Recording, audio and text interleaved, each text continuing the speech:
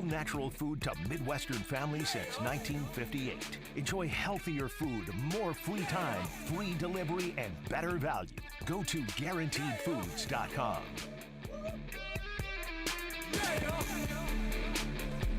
All right, a Wednesday edition of The Zone right here on Sports Radio 810 WHB. Jason Anderson with you, Josh Brisco, Dylan Michaels heading up until 2 o'clock. We've got to the next 4 hours. A lot of stuff to get into and talk about today. Chiefs one day closer from playing in Super Bowl 58.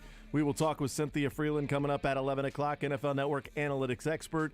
We'll hang out with Mick Schaefer in the 1 o'clock hour, KSHB 41 sports director. A lot of sound to play throughout the show today. We'll see what else happens at Radio Row.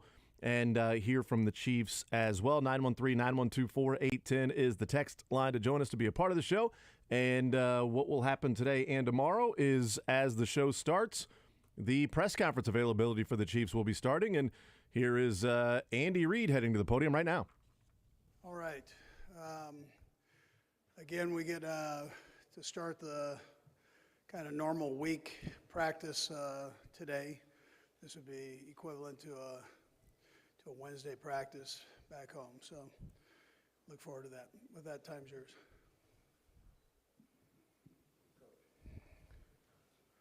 Where are we at? Okay. I'm going to follow him. Hello, good morning, Coach Reid. Morning. You have the opportunity of being on the ultra-modern facilities of the Las Vegas Raiders. Is it the best condition you ever had to prepare for a Super Bowl? I would say yes. I think I understood the question. Preparation for this? Yeah, so it's great conditions to prepare for this game. I think our guys have been focused in up to this point, so. And the facilities are great. Right here to the left. Okay. Hey, Andy. At this point, right here. Okay, good. At this point, Andy, where do you feel like Travis stands among the greatest tight ends in the history of the game? And do you think being the best ever at his position is something that motivates him?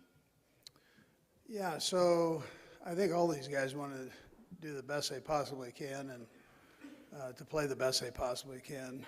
And then I'd tell you Travis's numbers probably stand up for themselves. I would tell you that he has an opportunity to go down as one of the best, if not the best, tight ends to play. Does he spend a ton of time worrying about that? I don't think he does. Every game he goes, let's just go win. I mean, that's kind of his thinking. However, he's competitive, and during crunch time, he's going to be there for you, and want the ball to help out the team. Yeah. Yep, gotcha. Andy, there's been a lot of teams in various sports in your position where players have talked about just it's so taxing to be in this championship or bust mode year after year after year mentally. How do you make sure that there's still joy for your players in the day-to-day and it doesn't become a thing where it's just trying to have the relief of winning? Yeah, listen, we try to have fun within the intensity of the game during the week. There's a time to focus in and a time to mess around, and they don't have to come in where they feel they're uptight into practice. I think some of that is we keep it relatively consistent so they know what they're coming into every day. The times are the same. They know the drill that's coming up.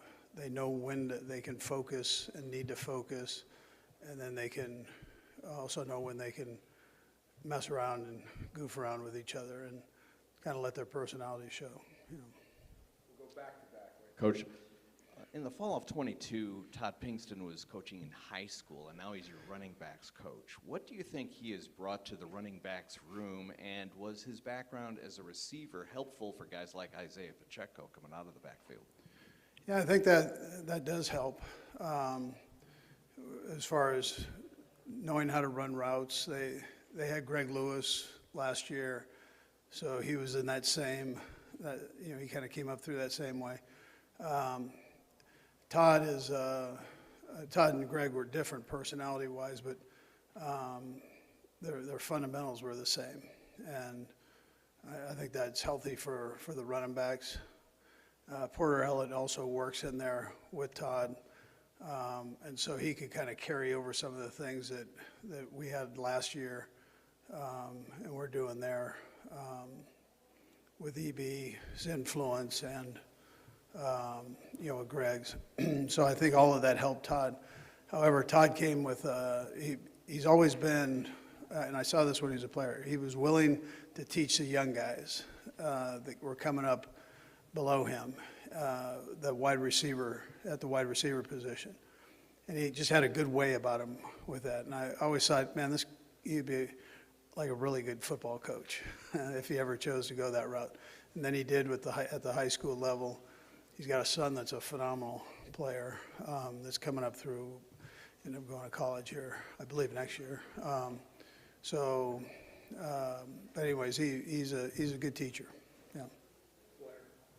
And he's staying on the topic of assistant coaches and moving up through the ranks. How much is being in the Super Bowl year after year affected this? Just coaches not being able to do that on your staff. Say that one more time. Well, just that was, with your yeah. season going so long. Yeah. Yeah. How much is that a circumstance of coaches not being able to move up and out? Yeah. So I want to give them all an opportunity to continue to grow, whether it's on our staff or somewhere else. So sometimes when the season does go a little bit longer like this, the other spots get filled up on other teams, which allows us to have continuity. And continuity is great. I mean, it's great for me, but from a selfish standpoint and for the team. But at the same time, I like to promote guys to have an opportunity to do this thing. Sometimes this coaching can be short-lived in one spot. It's sometimes short-lived in the National Football League. So if you have an opportunity to move up, I think that's a positive thing.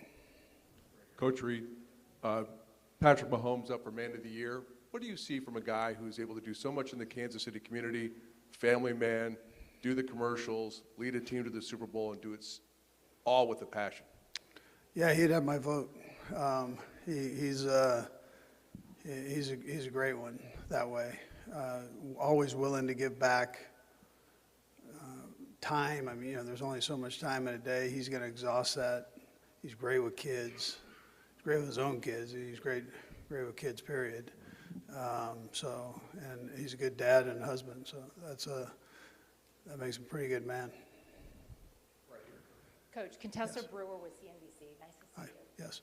Can you give me a sense of the kind of conversations that you've had with your team and your staff around gambling ahead of the game in Las Vegas? Yeah, so the league does a great job of that, of talking to our guys. So we had the league security rep come in and talk to the guys right when we got here. I mean, literally when we got here. And that was part of the conversation that was gambling. So he made it very clear, reinstating the rules and regulations and temptations here, obviously, in Las Vegas. So that was addressed, yes. Andy, over here. Yep. Morning, Andy. All right, Adam. Good, thanks. Eric Bieniemy, have you had a chance to talk to him by chance? And what do you think his coaching future is? And I'll have a second one as well. I did. He actually came in and talked to our team before our last game. So he talked to the offensive guys and hung out with us in our meetings. So I have had a chance to talk to him. And he's still up for a couple jobs. Yeah. What do you think his future is in coaching? And would there be a spot on your staff if it doesn't work out for him somewhere else? Yeah, I can't answer the last part because I have no spots right now. But I would tell you, I think his coaching future is great. I mean, I'm obviously a big fan of his, and I know the things that he can do. Hey, Andy, Steve White's over here a little bit to your left. All right, Steve, there you are. How's everything Nice. going? Nice, good. Hey, playing a team like San Francisco that does so much out of the slot in that area defensively, what does Trent McDuffie add to the defense to be able to kind of combat some of the things that they like to do? Yeah, so the 49ers have an offense that has a lot of talent, a lot of guys that can do a lot of things. And so you need flexibility within your secondary linebacker positions. Trent gives us that. He can play the inside slot position. He can really play anywhere in the secondary. I mean, whether it's safety, corner. I mean, he is one of our starting corners, but he moves all over the place. He can match up guys. So he's special that way. Yeah. Andy, could you tell us a little bit about why screen passes play such a vital role in your offense and what the qualities are in your personnel that make it effective? Yeah, so when you throw the football, there, as much as teams do in this league and as much as we do, screen pass helps counter that rush coming.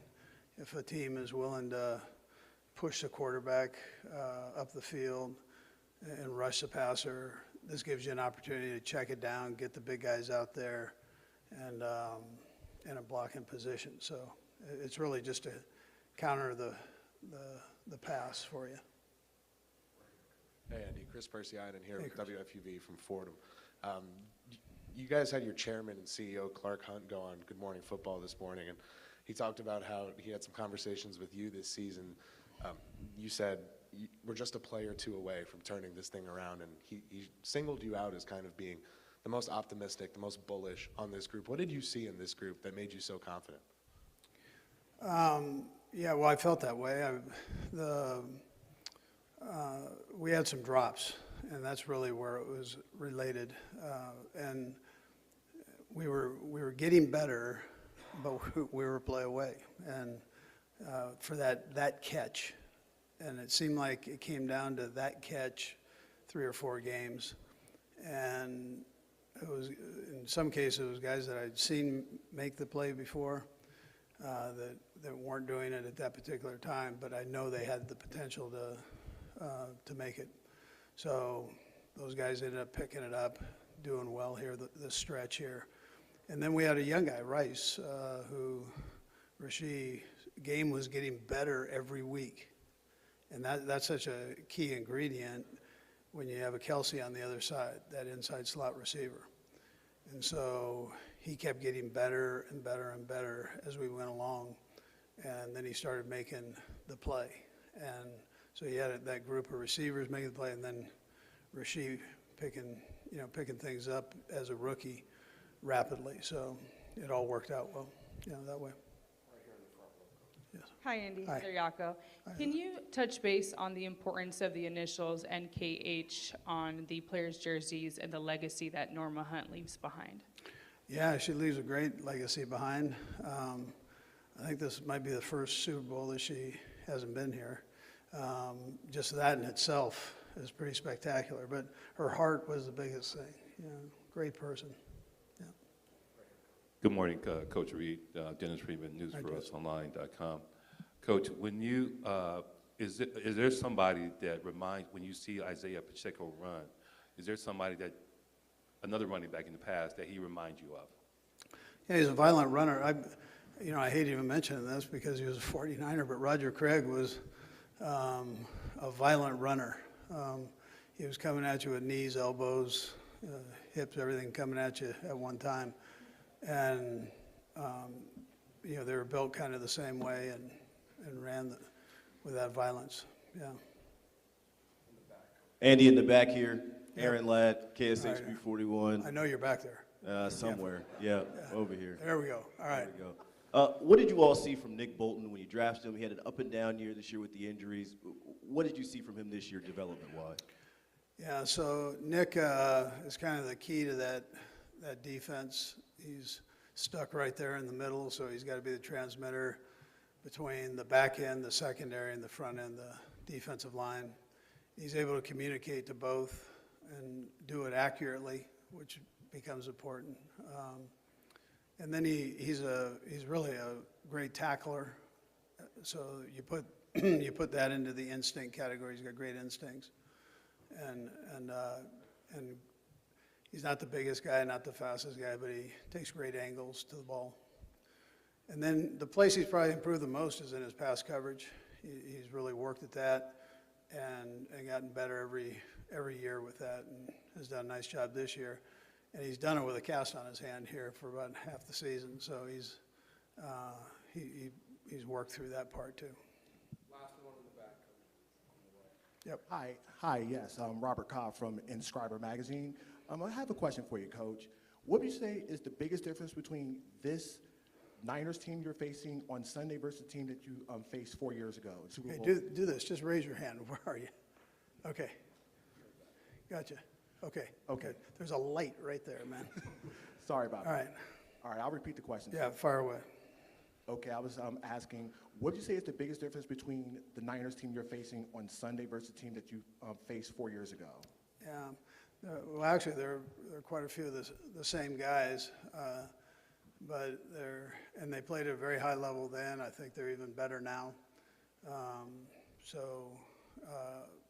To answer your question, that what McCaffrey would be new, I'd say he's a pretty big ingredient, and the quarterback's new, and he's a heck of a football player. So, but the rest of the surrounding cast is very similar to what they had before. All right, thank you. Okay, good, thanks. All right, there's Andy Reid, head coach of the Kansas City Chiefs, getting ready for his 5th Super Bowl as a head coach of the team, 1 with Philadelphia, now 4 with the Kansas City Chiefs, and talking about how about Eric Bieniemy being around the team before the Baltimore Ravens game and talking to the offensive players and then hanging out in the offensive meetings before the Baltimore game. So back around the team, Eric Bieniemy, and there are no openings on the Chiefs staff right now, as Andy Reid said, so no idea what the future might be for Eric Bieniemy if there is a spot in Kansas City.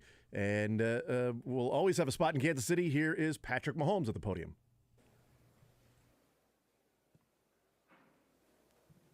Yeah, Patrick, I'm from Denver, and the last time you guys were in Denver in late October, you didn't look like a Super Bowl team that day.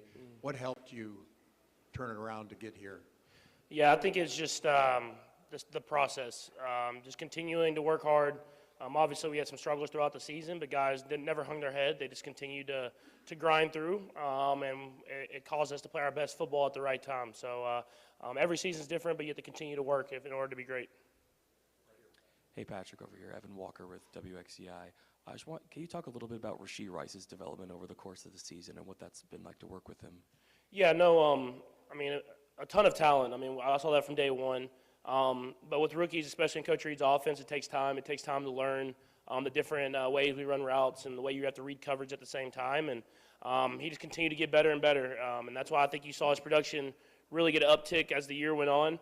I still think he has a long ways to go. He can continue to get better and better, and he could be one of the top receivers in this league. Hi, Patrick. Chris Jones talked about the fact that you guys are now becoming like the villains of the NFL. There's a growing narrative out there. I know everyone prefers to be liked, but is it a role that you kind of enjoy in a way? Do you feed off of that? Not necessarily. I think I just like winning. If you win a lot and that causes you to be a villain, then I'm okay with it. But at the end of the day, I'm going to enjoy playing the game and try to win as much as possible. Pat, here. Andy Sola, Azteca Deportes. As a team having facing San Francisco years ago, what is the big quality to overcome this time? I think it's just their intensity. I mean, they play hard every single play. They bring energy. We know it's to take our best football. And so for us, we just have to come in with that intensity to go out there and play our best. And if we don't, we'll lose the game. Patrick, how do you view the challenge that you and a lot of other great quarterbacks face of trying to get back here every year, knowing that the roster, especially on offense, is going to keep changing? I think you just got to try to be the best quarterback you can be for your team. I think that's what you've seen with a lot of the great quarterbacks is whatever their team needs, they'll go out there and do. The roster's always going to change. I explain that to every single player that's here. You never know if you're going to be back in this game again. And so try to maximize your moment, maximize your opportunity, and see what you can do in order to make a memory that will last forever. Pat, back left, Aaron Ladd, KSHB 41. You talked about a Super Bowl routine. It's Wednesday now. Where are you at in your Super Bowl routine? Yeah, it's kind of cool. You kind of are going back to installing the base offense. Obviously, we have the whole entire game plan in, but you really focus on that like you would do in a normal week, and trying to make sure you're ready to go. Obviously, we have the media and stuff like that you have to do, but at the same time, it's a normal week now. We're going to get back to practice and do what we would do for a normal game day. Patrick, a lot of people over the years have had fun with like your running style or like your running gait. Is that something? How did you develop the way you run? And have you ever like gone into a lab and done like efficiency measurements or anything like that? I do stuff like that. I think I've gotten better in my running form and faster as I've kind of been in the NFL. But it doesn't look the prettiest, so I think people think I'm slow. I think it's kind of deceptive. Sometimes I think the defense takes bad angles because they think they're going to catch me faster than they do, and so maybe that's the secret to my speed is that I run not the way everybody else runs. Pat, up in second row.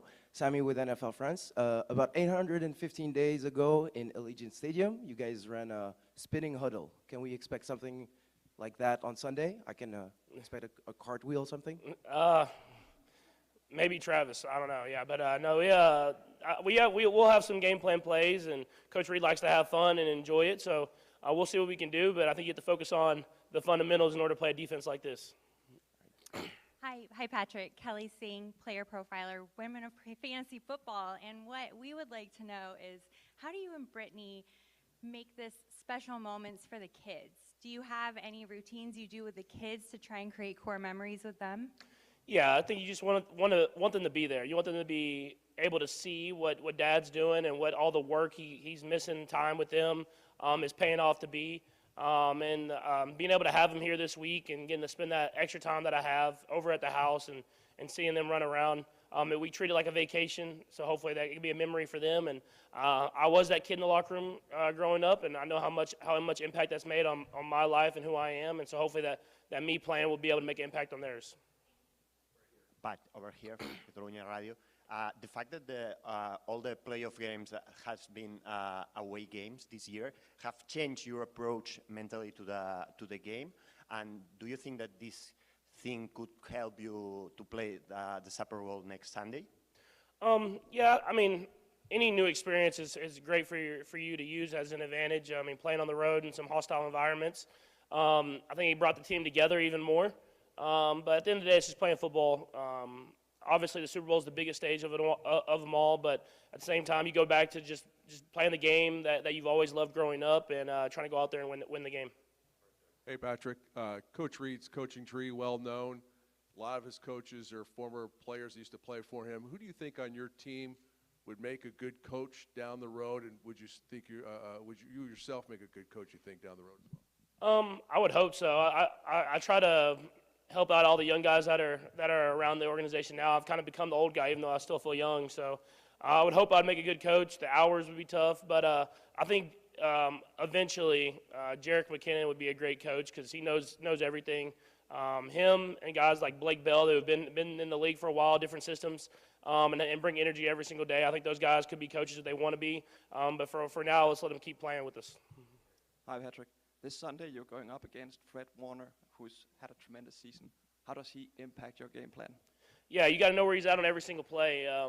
I think the best thing about Fred is he has the physical ability. He can do everything. He's tall, he's fast, he can blitz, he can do whatever you want him to do. But he's mentally, you can tell how much he studies the film and how he's able to adjust his coverage based off what the team he plays. And I think you have to know where he's at on every single play. And if you don't, he'll make a play happen that'll be negative for us, but positive for them. And so someone you definitely have to account for. Patrick over here, Martin Rogers, Fox Sports. When you look back through the history of the league, there have been many great quarterbacks who never got the chance to play for a Super Bowl, never got the chance to win a Super Bowl. How grateful are you that, early in your career still you've got two in the bag and a chance to win another? Yeah, I mean, very grateful, very blessed. I mean, I understand how lucky I am to be on this team. To come into a team that was already a winning organization with a winning culture, with a lot of great players, Hall of Fame players, and being able to just kind of jump right in.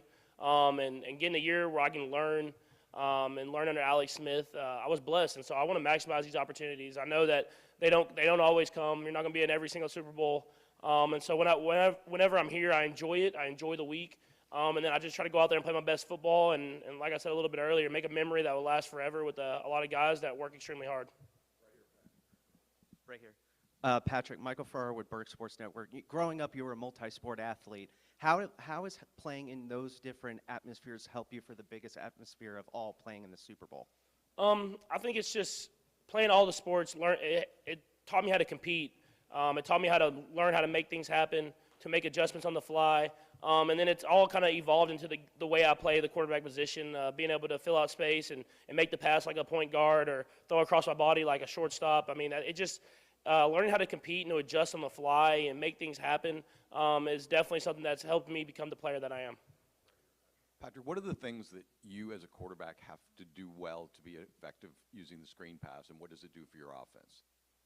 I mean, it helps that you have one of the best coaches of all time at knowing when to call them. So with Coach Reed, I think just being able to utilize your eyes, utilize your drop, try to make everything look the same, so that whenever the screens do happen, you can get that D-line to a track, get that D-line to rush, and then getting an accurate football where the guys can get downhill. Coach Reed's done a great job. Coach Heck, Coach Nagy of teaching them, and the guys that we've executed them well. But just that, more than anything, it's knowing the right time, and I mean, I feel like Coach Reed has a great feel for that. Hi, Pat. Sean Graney, Medill Reports.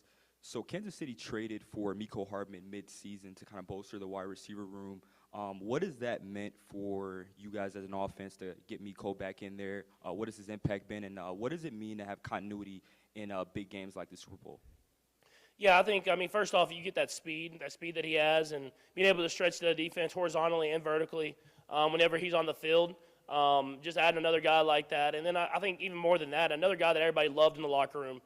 Being with us the year before and the years previous, everybody had loved Mecole and the way he brings the energy every single day. And I think a lot of times that can be bigger than anything, is just having guys in the locker room that want to play hard, that want to come together and go for this common goal. And it's always great to get those guys in there. Hi, Pat. Good morning. Federico Olvera from Dame Bola.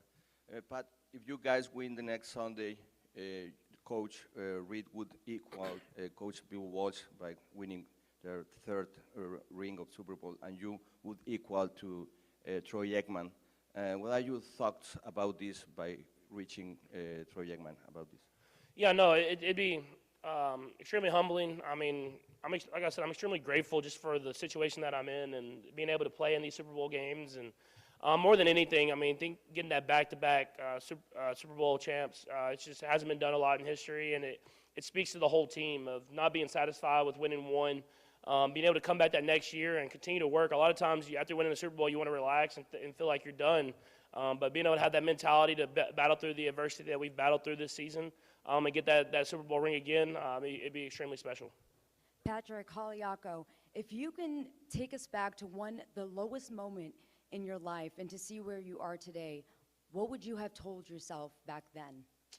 I don't know exactly when the lowest moment would be, but I think what I've always had is just to continue to follow your dreams. I think that's something that was instilled in me at a young age, and I got to see a lot of pro athletes and how hard they worked, and so I knew I had to work hard. And so even when baseball wasn't working out in college, or football I wasn't starting that first year in college, whatever that was, I just knew if I continued to work hard, that stuff would pay off.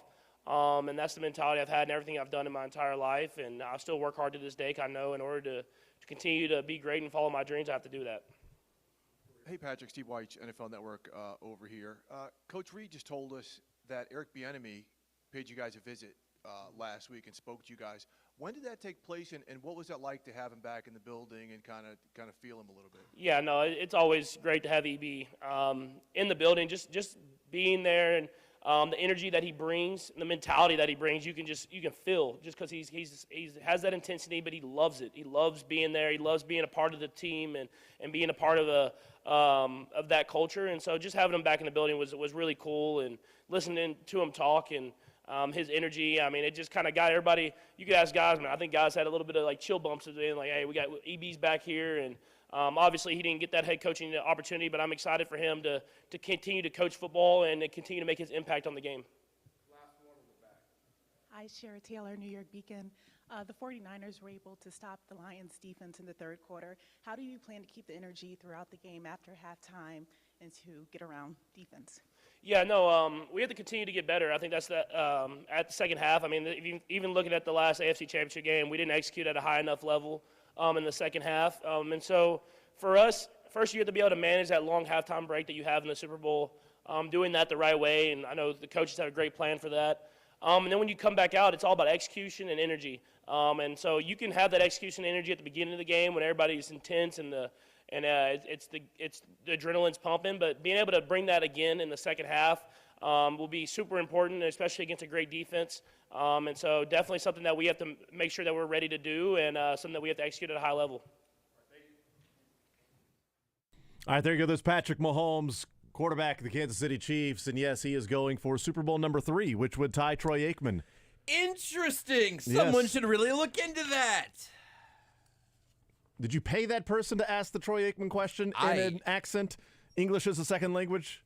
I did question? it, but I really Okay. appreciate knowing that we've got people with real journalistic integrity going on at Super Bowl week, making sure we get the questions we really need.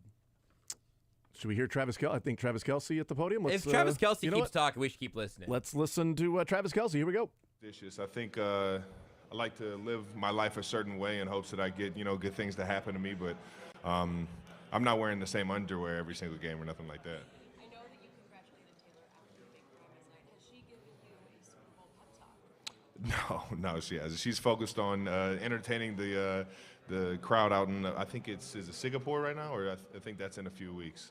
But I know she's out in Japan, Tokyo maybe. So she's just working on entertaining them, making sure she's ready for her performances and everything. But the Super Bowl will worry about if she can make it. I know that you are focused on winning your own ring. Do you know there's an actual bet if you guys get married at the Super Bowl? What do you say to that? These bets are crazy. Travis, would you get a tattoo? I've asked a lot of the guys in the team already. Yes or no? Would you get a tattoo of Patrick Mahomes' face anywhere on your body? Patrick Mahomes' face? Guaranteed Super Bowl win. I gotta lose a bet to get something like that, man. No, I'm not a big tattoo guy. And real quick, who's the most famous contact in your phone, not in the NFL and not named Taylor Swift? Man, I got to ask this the other day. I'd say Justin Timberlake again, just because he's coming out with a new album. I'm pumped for it.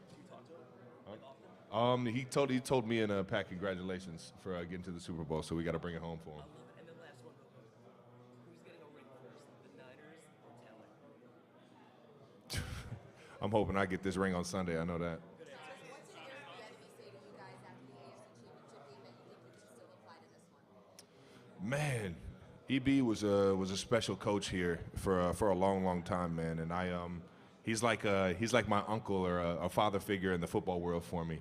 And everybody knows how fired up he can get, and I definitely share that same passion to come into work every single day and to play this game. And one of my favorite coaches of all time. So I think the biggest thing that we could take away from who he was as a player, as a coach, is just his passion and his desire to be ready for every single scenario out there on the field. His football awareness and his understanding of the game was second to none when it comes to football.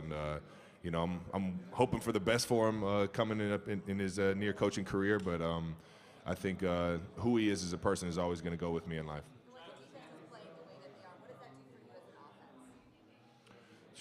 Man, it fuels us with confidence, but we got to start putting up more and more touchdowns as an offense, and knowing that's going to be big playing against the San Fran team is putting up touchdowns instead of field goals, and making sure we make their offense feel the pressure to keep scoring.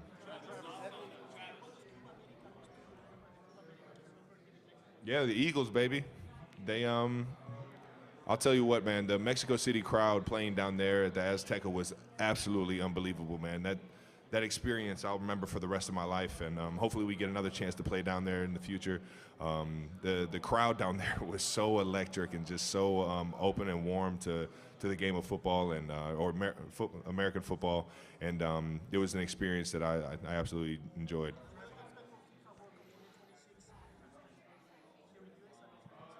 I'm pumped that it's coming to Kansas City, man. It'll be right there in my backyard, and I'll be able to have some fun going to all the games. That's a question for Taylor. You're a role model.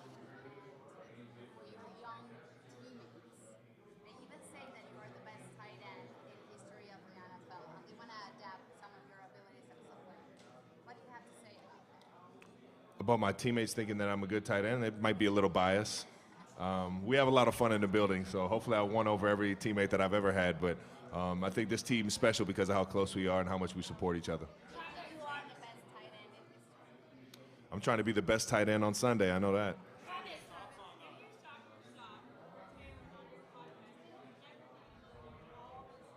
I never thought it would have landed. I didn't even think it would have landed. I would have got a response from her. We're here and we're all happy. I know that.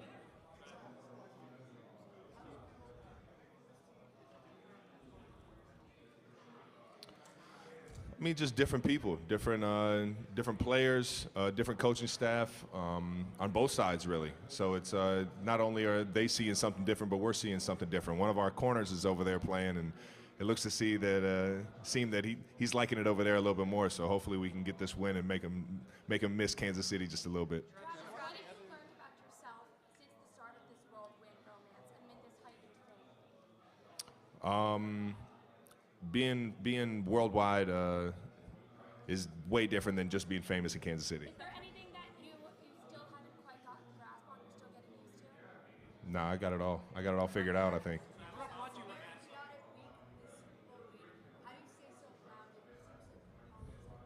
I just love it. I love it. I love seeing my teammates get to show their personalities, get to tell their stories. It's coming up here is a once in a lifetime experience that I've been able to go through a few times, and I guess I'm just comfortable in the atmosphere and in the chaos that goes around us, and you just got to embrace it. The more you fight it, the more pissed off you might get, or more negative you might start thinking.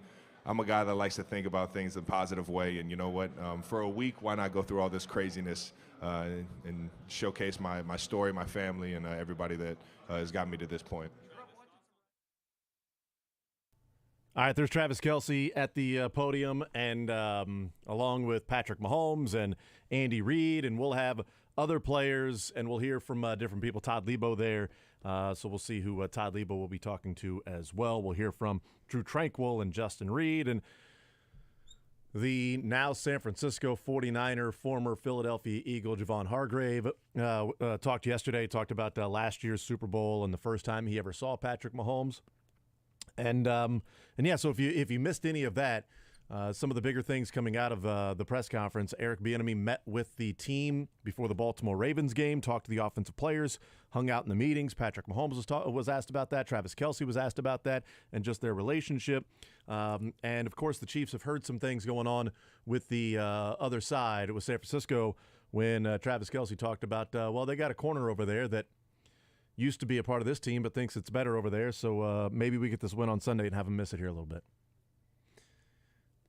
Yeah, they've heard those things. Offensive line has heard about that they hold.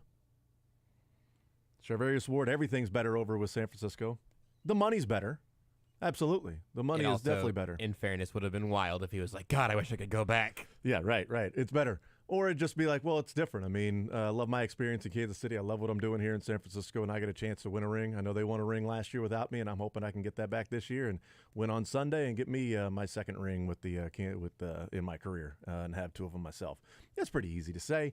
But he also was the guy that said he was going to get turned up a couple days in Las Vegas before he sort of focused in on the Super Bowl. Yeah, to Josh's point, what do you say? But there is a way to say it. He could have been more diplomatic for sure. Yeah, absolutely. It would have been much easier to be a little more diplomatic with that. So, but yeah, we'll see what else we hear from the different players there. But no doubt, Chiefs have heard some of those things that have come out from the press conferences and some small little chatter here and there from the different players. So we'll find out what some of the Chiefs have said. Justin Reid talked yesterday. Drew Tranquill talked yesterday. A lot of different players talked yesterday.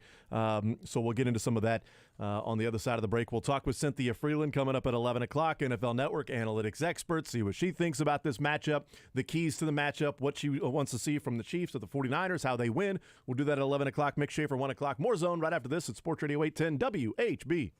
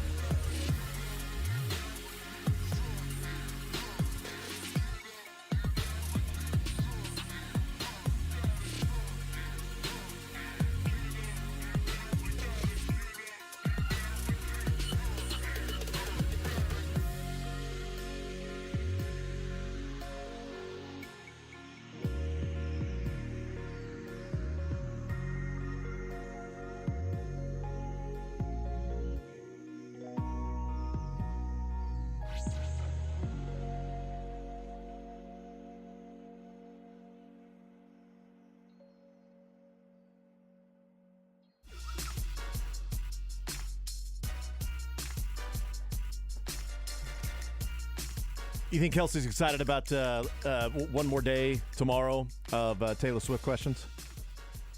He's got to be pumped, right? Like, he's got to be excited. Travis, who gets a ring first, the 49ers or Taylor Swift?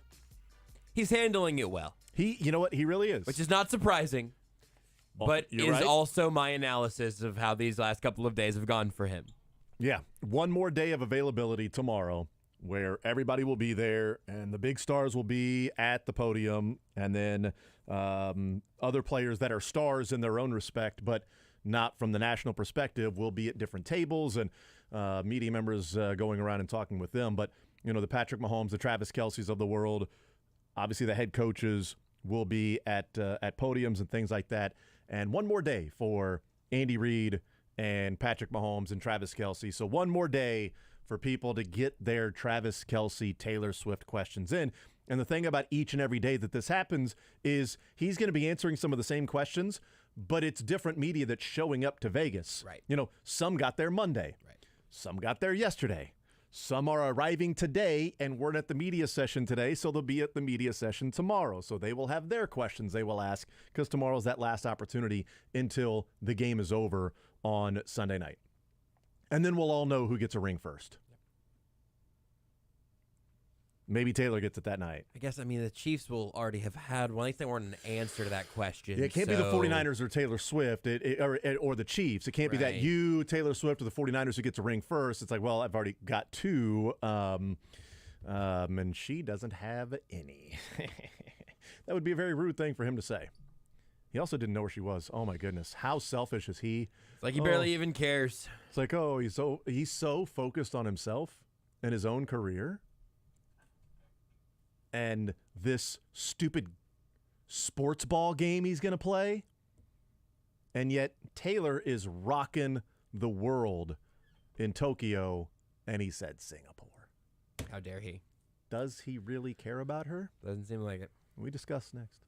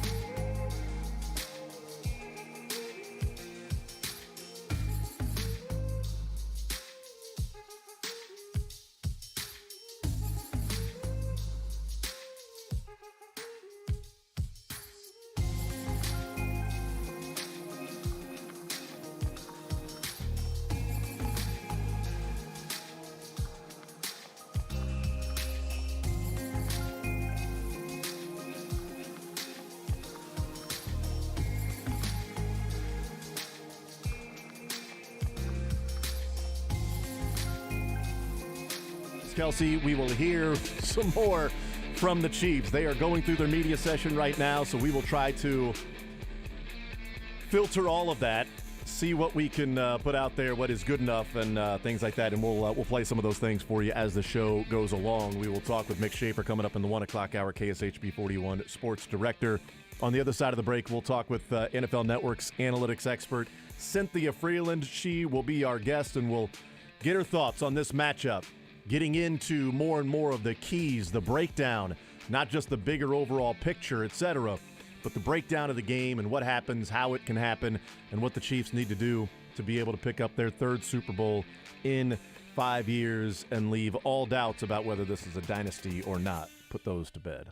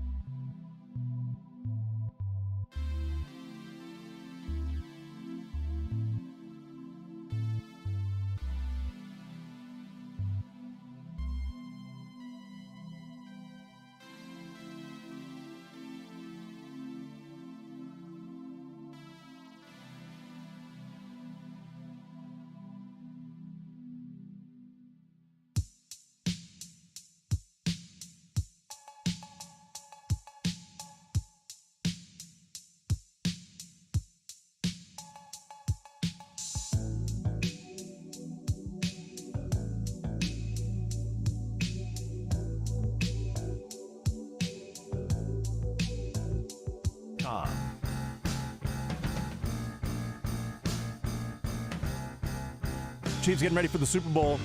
Celebrating the AFC champs, Dewey's Pizza extending an exclusive and tasty deal to Chiefs Kingdom. In honor of number 15, you can enjoy 15% off your dine-in purchase all week through Sunday. Just wear your Chiefs gear, say "Go Chiefs" to a Dewey's team member, and you can get 15% off your dine-in purchase all week through Sunday. Just visit Dewey's Pizza in Overland Park to redeem this touchdown of a bonus. That is with Dewey's Pizza. We continue our coverage of the Super Bowl. Todd Lebo there at Radio Row, presented by DePasquale Moore Injury Attorneys. Have you or a loved one been in a car wreck? Contact the DePasquale Moore Law Firm today. Get the money you deserve. Car wreck? Remember, Mike's got this. And also Hollywood Casino, the all-new sports book at Hollywood Casino at Kansas Speedway.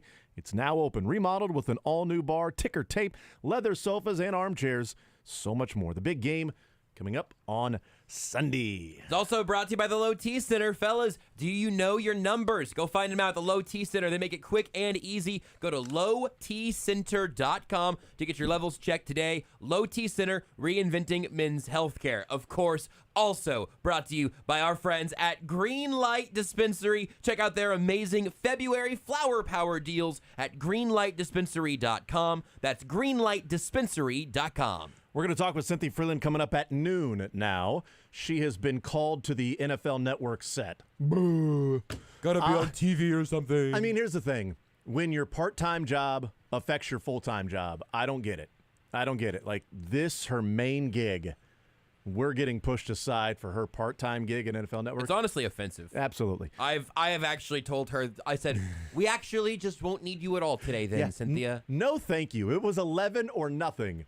No, we will love to talk with Cynthia Freeland coming up at noon, moving some things around. No big deal, but she's on the NFL Network. I'm going to see if right she's now. live so we can just watch and judge. If maybe she's doing something else behind, like She a might taping be, situation. Because If she's live, though. Super Bowl Live comes up at noon. So right now, some more GMFB, some more Good Morning Football.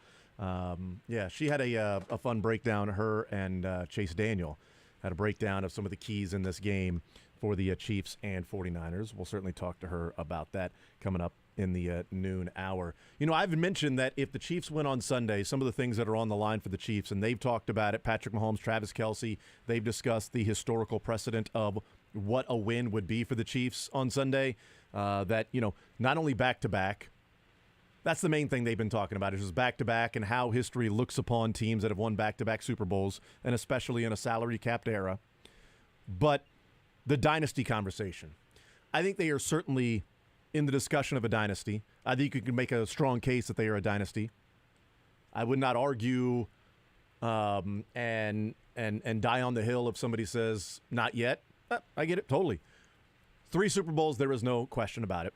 None whatsoever. 3 Super Bowls in 5 years would be dynastic. And I think, we've talked about the 5-year run for this Chiefs, and then you can extend it to the 6-year run, because over the 6 years with Patrick Mahomes as a starter, the Chiefs have won more regular season games than any other team in NFL history. They've won more playoff games than any other team in NFL history over this 6 years.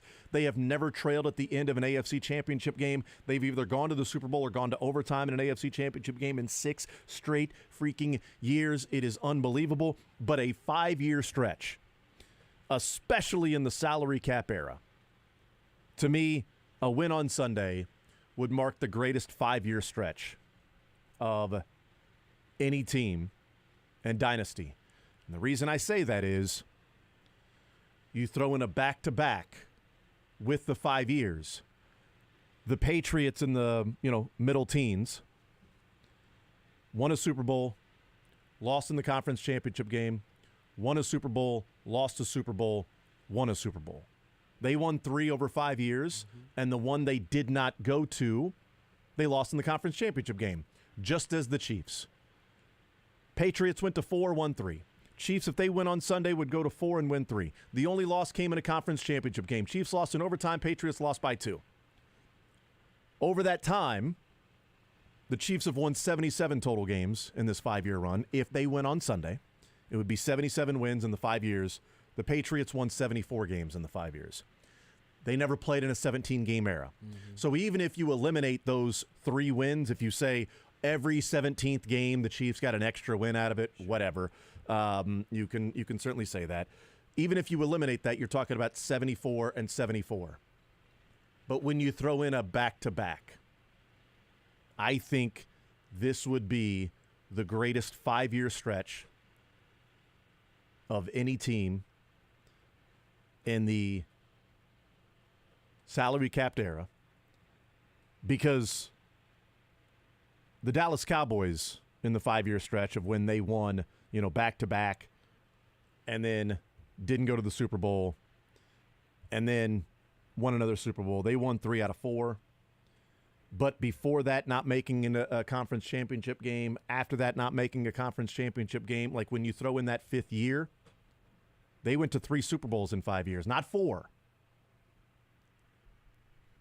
That's what I think is on the line. It's not only the back-to-back, it's being looked at as the greatest 5-year run in NFL history, because some of those other 5-year runs of the past, you had the same players over and over and over and over and over. You didn't have to change a lot of things up because of the salary cap, because of free agency and having the trades and everything like that you could just simply say, well, this team next year is going to be the same team. This team next year is going to be the same team. We know shouldn't say for a fact, but we believe there's a pretty strong possibility that either or both Chris Jones or L'Jarius Sneed will be playing their final game in a Chiefs uniform coming up on Sunday.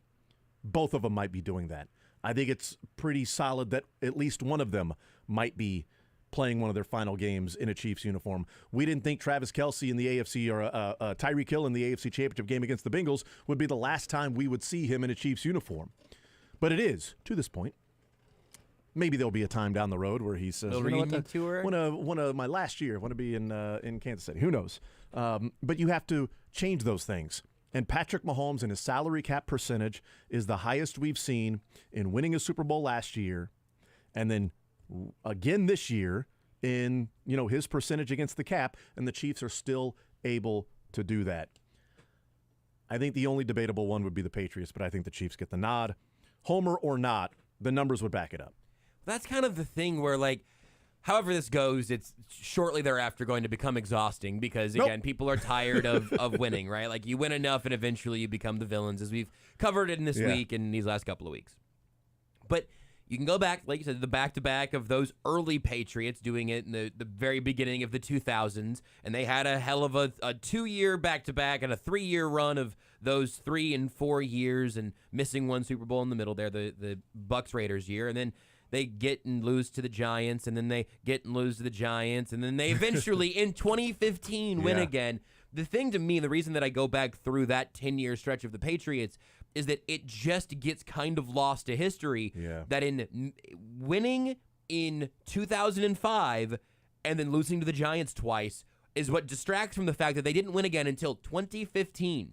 They had a 10-year window where they did not hoist a Lombardi trophy, and they are unquestionably a dynasty through that entire 20-year window, 15, 18, whatever it was.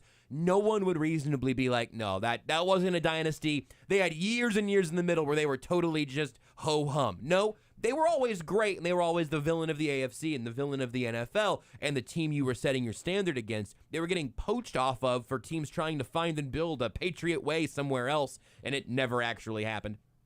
But if you want to argue against the Chiefs' spot in NFL history if they win on Sunday, and really, even if they don't, I don't know what straws you're going to be able to grasp at to be able to say, no, this isn't really a dynasty. This isn't really one of those teams. This isn't a main character of the NFL team. Look around. It obviously is. Just ask anyone who doesn't like the Chiefs, and they will tell you with their actions, this is a dynasty building. It's not the end of a dynasty. I don't know how early you would have called it that against the Patriots. I don't know. I wasn't doing dynasty talk in 2006 or whatever, but I think it's obvious that the Patriots accomplished that. And the Chiefs right now, barring a 10-year dry spell coming up around the corner, the Chiefs are on a better track than those early Patriots teams were. I'm not saying they're going to end up with that many rings, but they're on a better track than that. And they have the defensive coordinator who got in Brady's way a little bit there in New York. And there are a couple players that play for that defensive coordinator, Drew Tranquill, Justin Reed. At NFL Network, there was a piece that was written last night about the Chiefs and having, the second youngest defense to go to a Super Bowl ever. The youngest defense in average age was the Indianapolis Colts in 2009. They ended up losing to the Saints in that game. But this Chiefs defense is not only young, it's really, really good. The only teams to make the Super Bowl allowing as few points as the Chiefs have allowed in these 3 games through the playoffs all won the Super Bowl. Those defenses did. And Steve Spagnuolo is just brilliant. Drew Tranquill and Justin Reed, they were both asked about this defense, how it'll be remembered and how they want this defense to be remembered come, years down the road because this defense has been damn good. Here's Drew Tranquill. We'll start with him on his thoughts on how he would like this defense to be remembered. Yeah, I love what Spags actually mentioned this earlier in the week, but he said we're looking for the respect that comes with winning a Super Bowl, winning a championship. And so I think that's what we want to be remembered as is back-to-back champions. Regardless of how we win the game or go about winning the game on Sunday, all that matters is winning the game and bringing home the Lombardi, bringing home another championship to our great fans in Kansas City, and that's what we're going to be focused on. Let's hear from Justin Reed. He was asked the same question, how he wants this defense to be remembered. We want to be remembered as a tenacious defense, violence, fast. You want to see guys turn on the tape. You want to see all 11 bodies fly into the ball. We want opposing offenses to be like wow, like these guys fly around, they're physical. I don't know if I want to step on the field with them. That's the type of mark that we want to leave on the field when we go out and play Sunday. I wonder, as the years go on, and even as the weeks go, that how much this team will be viewed as sort of the respect of the defense being a big part of this. I think a good number of national analysts will look at it. Jeffrey Judea was on yesterday with the Border Patrol, maybe the day before, talking about the defense, and he was like, they're the reason they're here. As almost as if it was like duh, but I don't know that it's sort of a duh to a lot of people around the NFL. And I think Steve Spagnuolo was getting his flowers right now. I think people have talked about that throughout this week and even last week a little bit, is how great of a defensive coordinator he is and how good this defense is. I think they are one game away from being viewed as one of the great defenses of the Super Bowl era if they can go out and do to the 49ers what they did to the Ravens, what they did to the Dolphins, and limit them. And if it's a closer, low-scoring game, the defense is going to get a whole lot of credit, because last year the defense didn't get a whole lot of credit in that 38-35 win, even though they had a defensive score with Nick Bolton, and even though in the second half they got stops to get the ball back to the Chiefs for the Chiefs to go on that run where they scored multiple touchdowns to take the lead and then, feel like they had a decent amount of control to where the Eagles finally got the ball back, but they were trailing in the game after the punt return touchdown for the Chiefs to take the lead. And then, for the Chiefs offense to go down and then put the 38th point on the board to win, defense didn't get a whole lot of respect in that game, coming out of that game. And they talked about it in the offseason that, Steve Spagnuolo saying, we didn't put our best effort out there in the Super Bowl. It's got to be different this go-around. And it's one of the reasons why this defense has been on a mission is to prove that that's not what they were last year. If this is a high-scoring game, I think the defense will kind of get lost in the shuffle. If it's a middle-of-the-pack game, like 27-21, 24-21, 27-24, something like that, I think they'll be respected, but it'll be more about how did the Chiefs get to 27 or if the Chiefs only got to 24, like if the defense was giving up the 27 points. There's a lot on the line against the 49ers from an individual sort of unit perspective for the defense as to historically how they can be viewed along with the overall team in winning back-to-back Super Bowls. I like this take, and I'm going to reconnect it back to a team and a guy we've been talking about. That 2007 New York Giants team was a wild card team. I'm going to look now. I don't want to be like super revisionist and say that a team from 15 years ago that I don't remember all the details of like stunk defensively. I remember them having some pretty talented pass rushers throughout that kind of that whole era for them, obviously. But just going back to the 07 team, because they were the first wild card team to win the Super Bowl, right? Dylan, you can fact check me on anything I say about NFL history that may be wrong, but I think I got my notes right. That is a team where, how about this? Points against that 2007 NFL season, Giants were 17th of 32. Wow. That defense is remembered as titanic, as the reason they won that game. It was Eli Manning and all of his witches and wizardry and all of the things we couldn't figure out if Jerome Tang was.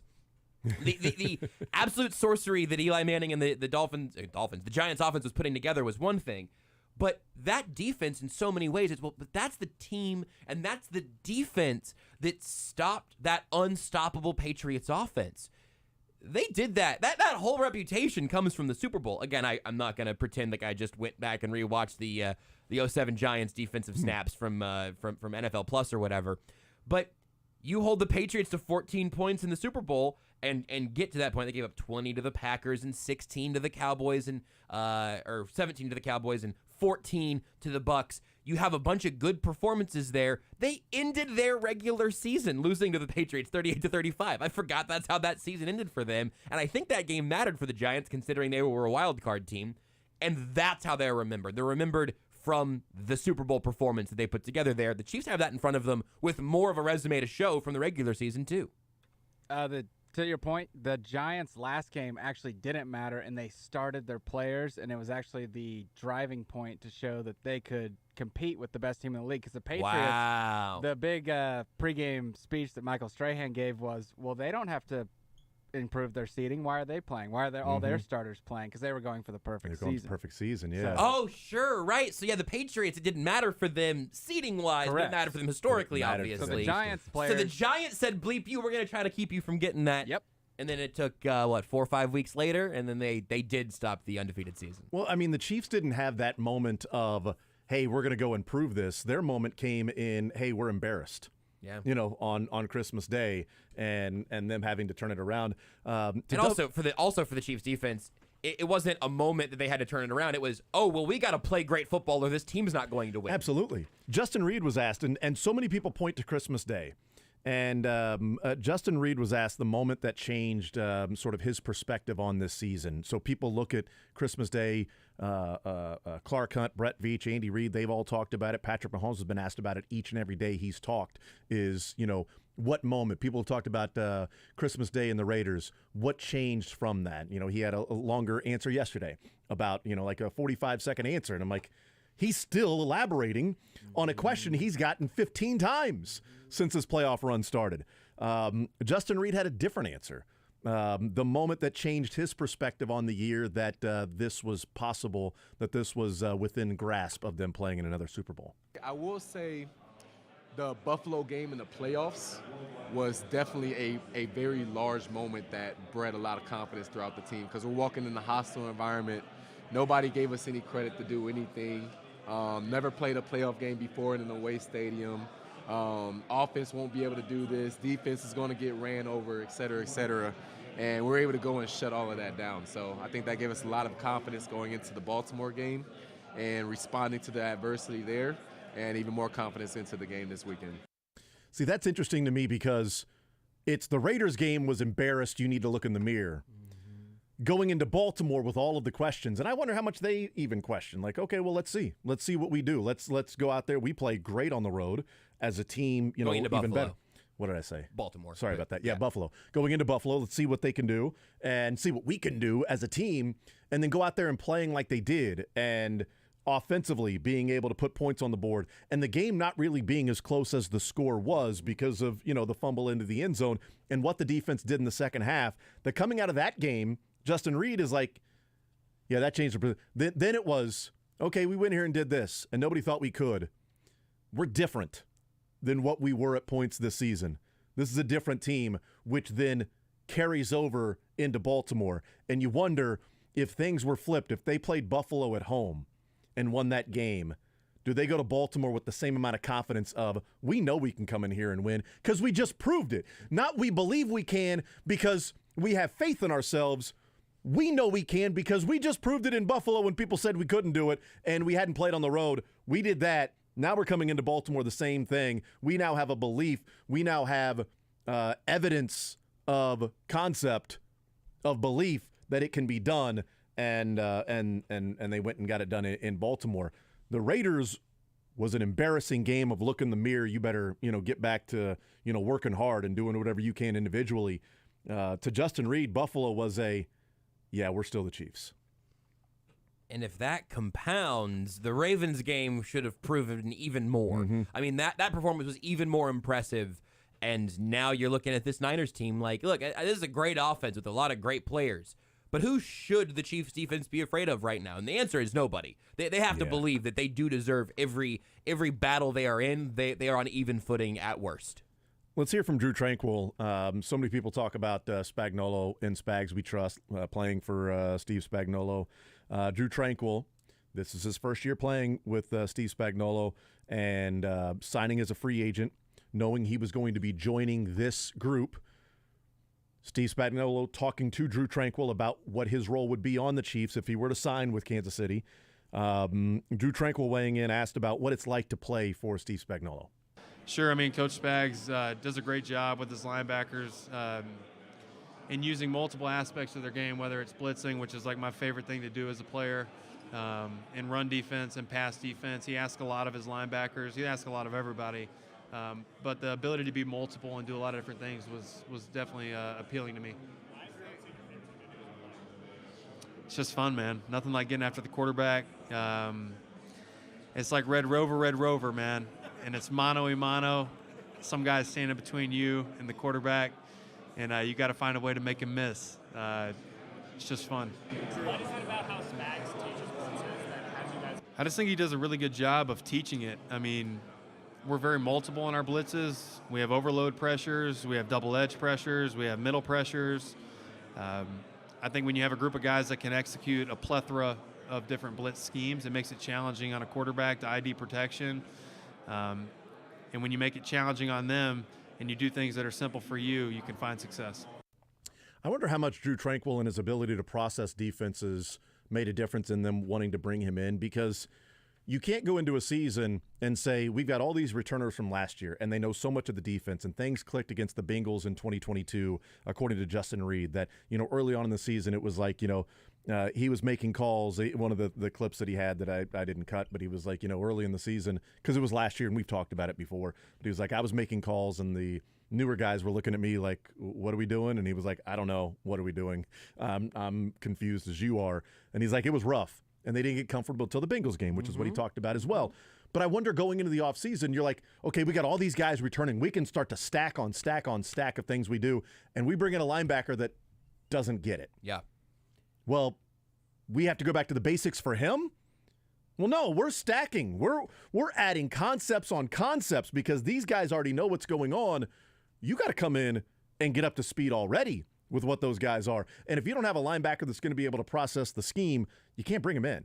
You can't bring him in and do some of those things. And I think that's probably one of the things that they loved about Drew Tranquill. Clearly smart guy, went to Notre Dame, and they've talked about his intelligence on the field and how smart he is. And certainly that's shown because he's picked up the defense pretty damn good, and he had to be the green dot early on. That's the biggest thing. That's the underline of the underline, everything you just said. That is just that not only did he step in and wasn't lost and was able to contribute in the defense and to be a guy in the rotation and in sub packages or whatever, pretty early on his test came. He had a midterm that he was prepared for obviously, but it was like, hey, this is 80% of your grade. You've been acing all the homework, but now you have to not only understand this defense, you have to call this defense and line everybody else up. And tell me a hiccup you saw from the Chiefs defense in that period. Didn't see one. I don't think I saw one either. Yeah. I mean, he's played great football this year across the board, but I don't think there's anything more individually impressive than him taking on that role, keeping everything moving on time in a defense that he was in for the first year, for the first time,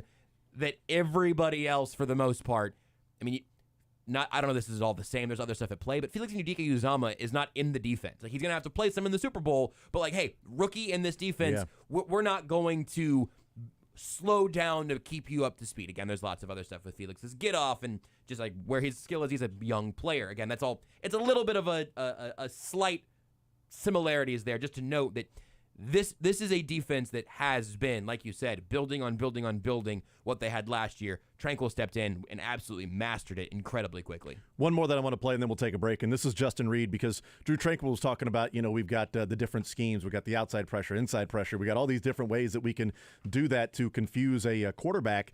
Justin Reed was asked about that, almost specifically about, what is so difficult.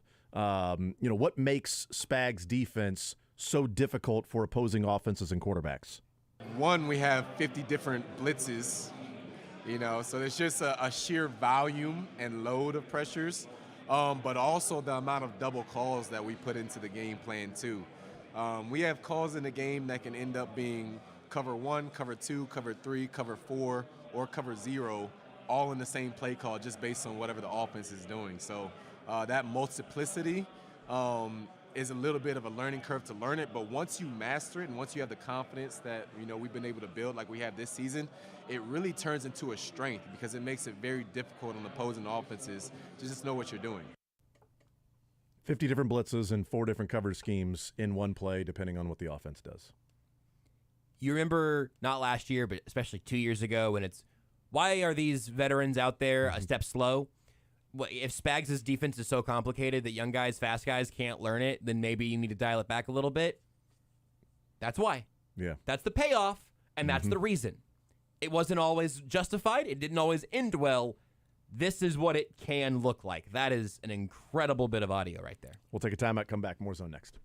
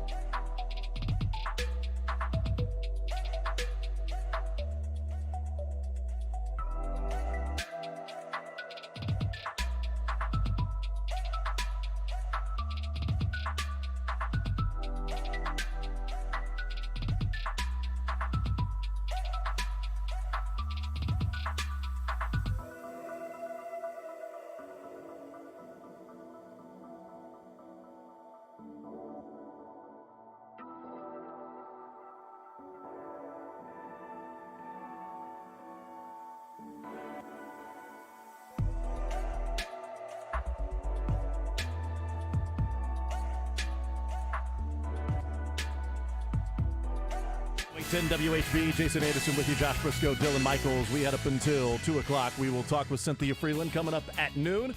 Typically 11 o'clock, but a lot of things get moved around this week. So Cynthia Freeland will join us coming up at noon, 913-912-4810. Todd Lebo there working the room in Team Hotel as media availability came up around 10 o'clock or so as he bounced around and talking to different members of the Kansas City Chiefs. Let's hear Todd Lebo's conversation with defensive line coach Joe Cullen. You're here a few days away from the game. What is this last couple of practices like getting ready for a Super Bowl?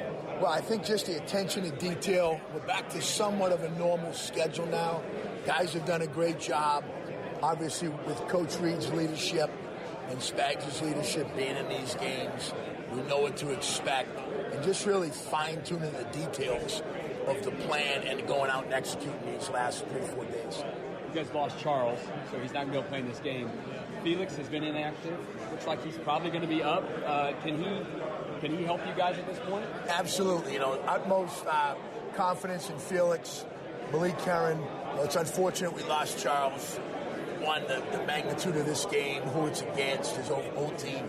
Hard, can't replace a guy like that. But you got to remember, early in the year when we didn't have Chris, didn't have Charles for the 6 games, Felix was getting a lot of key reps in passing situations. So I fully expect Felix to come in and do a great job, and also Malik Karen. Chris Jones has been a big fan of yours. You're obviously a fan of Chris Jones. What can you expect from someone like him on this big stage in this game? Well, to me, there's no one I'd want any more leading our defense in a big game like this than Chris Jones. He knows what it takes.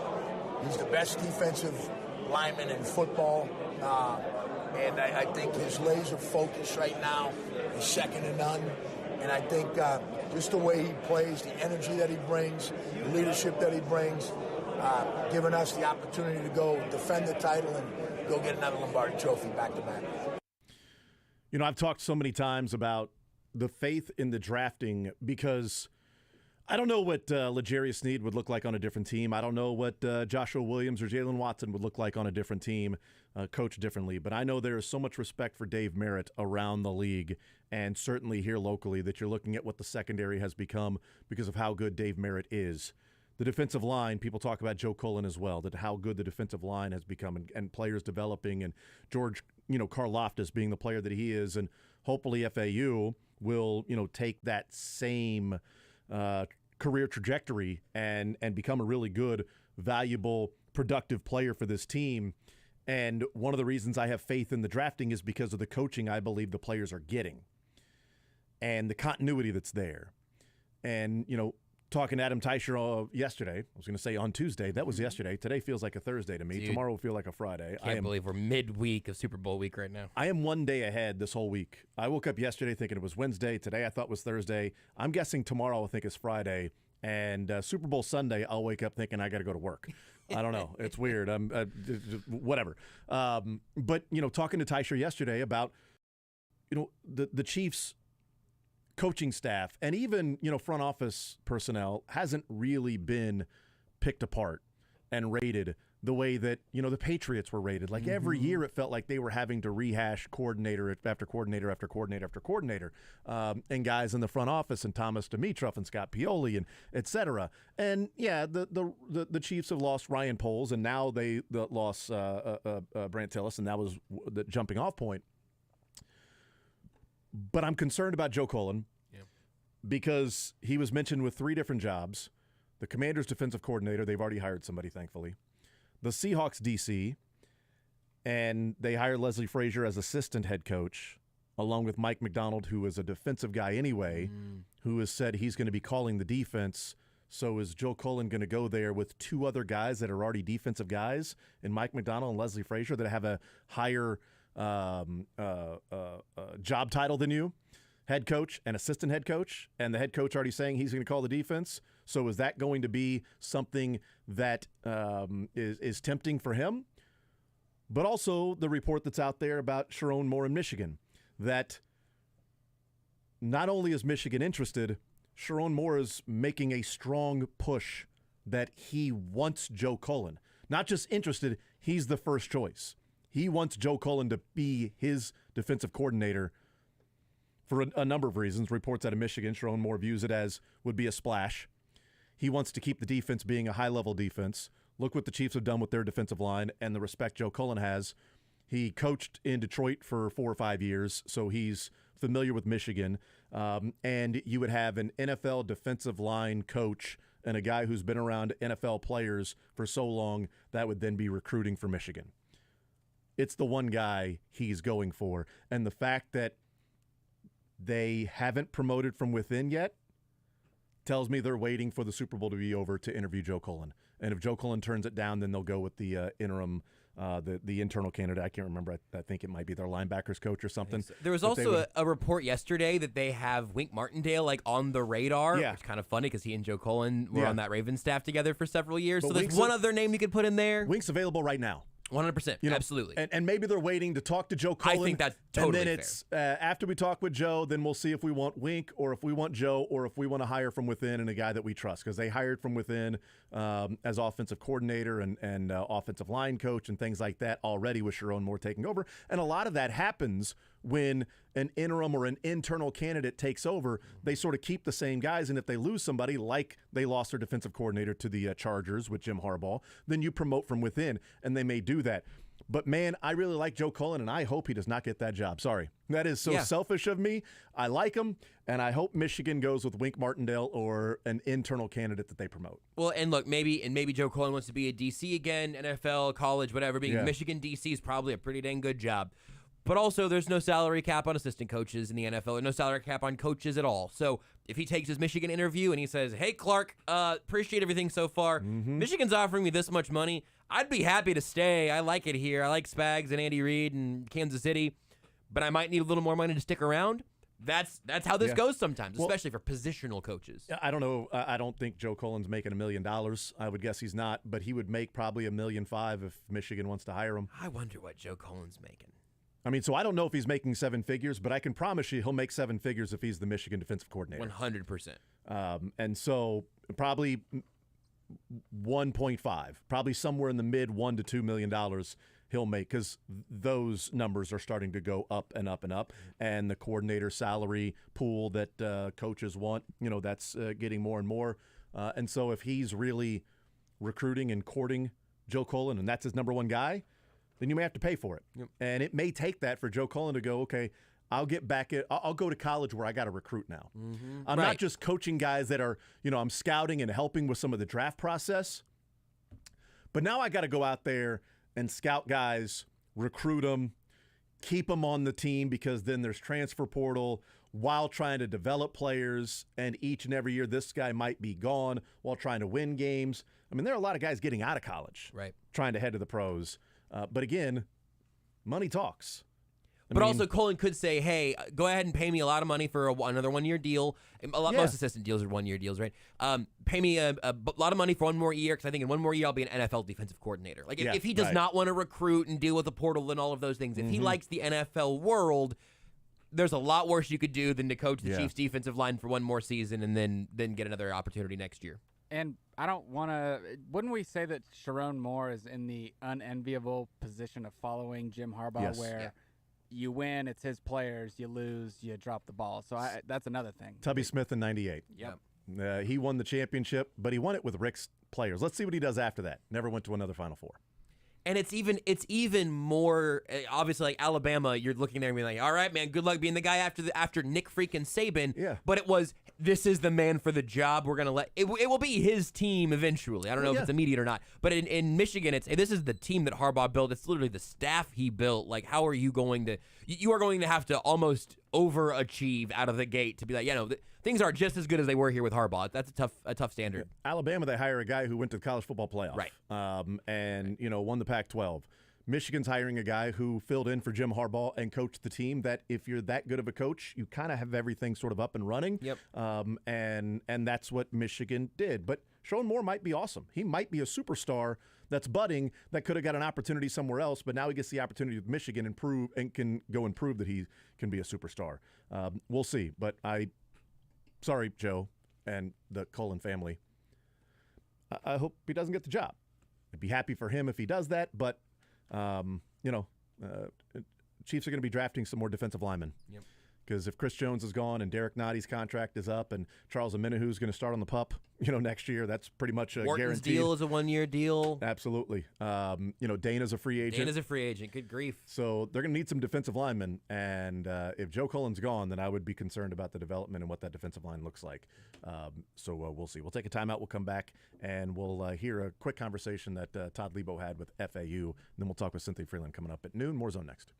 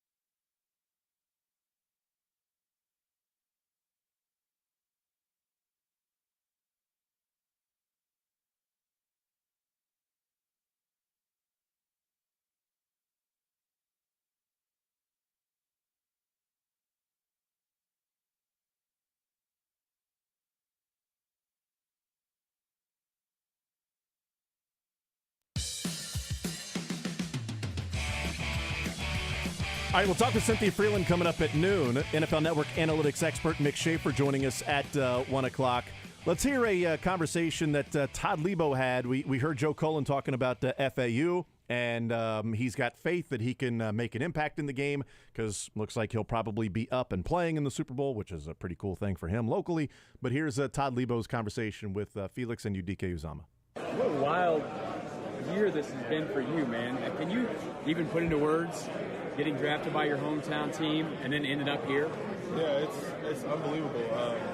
It still feels like a dream to this day.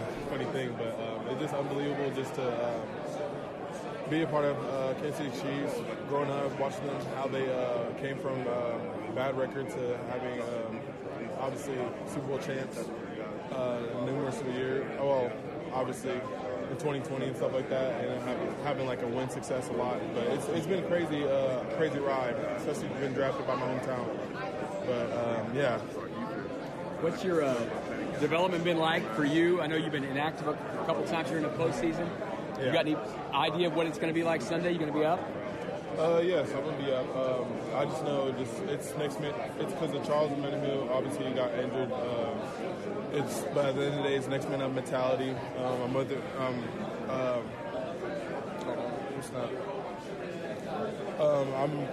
I've been preparing like it's basically a regular game. So when my name's called up, I'll be ready. What are the biggest challenges that you'll get from the Niners and their O-line? They're very, very physical. They have obviously a Hall of Famer on there too, so it's a very physical matchup. Just technique-wise, at the end of the day, if we focus on our technique and focus on what we need to do, we can still beat them. We'll see. They'll need him. I mean, he'll get some reps in the game. I don't know how many reps he'll get in the game, but he'll get some reps in the game. You know, Joe Cullen mentioned Malik Herring as well in his brief conversation with Todd Lebo.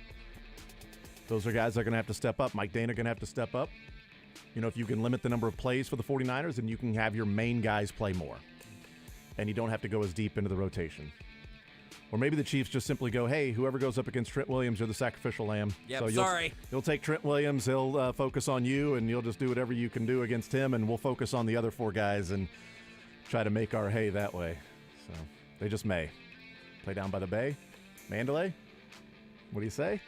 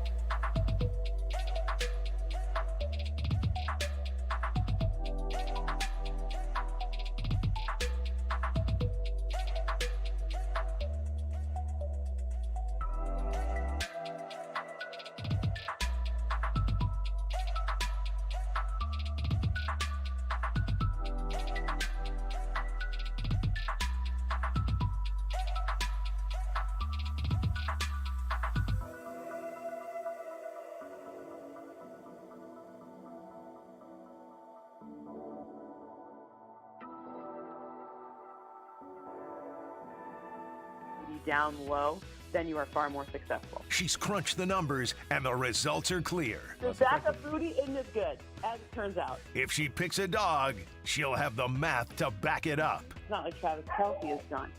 My dog is very excited about this, just so you know. It's Cynthia Freeland of NFL Network. Now in the zone with Jason Anderson on Sports Radio 810 WHB. All right, halfway done here on this Wednesday edition of the show. We will talk with Cynthia Freeland here in just a little bit. She is still on the set of NFL Network. And you know what? We'll catch her on the fly. You know, yesterday caught Clark Hunt on the fly, and we'll catch Cynthia Freeland on the fly as well here today. Whenever she is free, she'll give us a call, and we will talk with our NFL Network analytics expert, get her thoughts on some of the key matchups in this game, what some of the numbers say, how you can slow down this 49ers offense, what the Lions did in the first half against Brock Purdy, because, you know, Brock Purdy was just brilliant in the second half. I was told that, you know, anybody that had any questions or any doubts about Brock Purdy, they were all alleviated by that second half, because the second half also alleviated his 7 of 15 for 93 yards and an interception in his 39 rating in the first half against the Lions. Elite. Elitint. Elinte, I guess. But there's only one. So we'll get her thoughts on some of those things and stopping some of the weapons there. One of the guys that will be in charge of that, or the guy in charge of calling the plays, is Steve Spagnuolo. Here's Todd Lebo with Steve Spagnuolo in their conversation from just a little bit ago. Can you give me one thing you've learned in the last 2 weeks that's like keeping you up at night about the Niners? What's the biggest thing? If I limit it to one, I'm not doing it justice, because, I mean, I keep coming back to the number of weapons that they have and the fact that not being in the NFC, we don't get to see their offense a lot, but how impressed I am with the quarterback. And everything people are saying about him is true, and even more than what people are saying. I think this guy's got a lot of talent. He's a better athlete than I knew, because I didn't know enough about him. And so now we got to be concerned with a quarterback that can run. But that offense functions real efficiently with a lot of weapons. How comfortable are you right now with what you guys have ready for you? Well, I mean, listen, we did the bulk of it last week, and, you know, we're comfortable with it. We need to refine it a little bit. I think you're always looking for something that might give you a little bit of an edge, and yet it's going to come back to the basic things, you know, how fast we play, how well we tackle, and if mentally, you know, we keep the mental errors to a minimum. Tackling. I think that is absolutely one of the biggest keys of this game.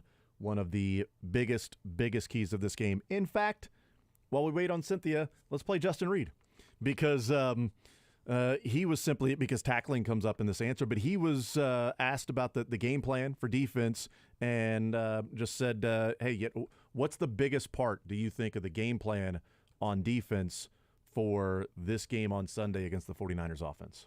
The number one thing for this game plan after run fits will be tackling.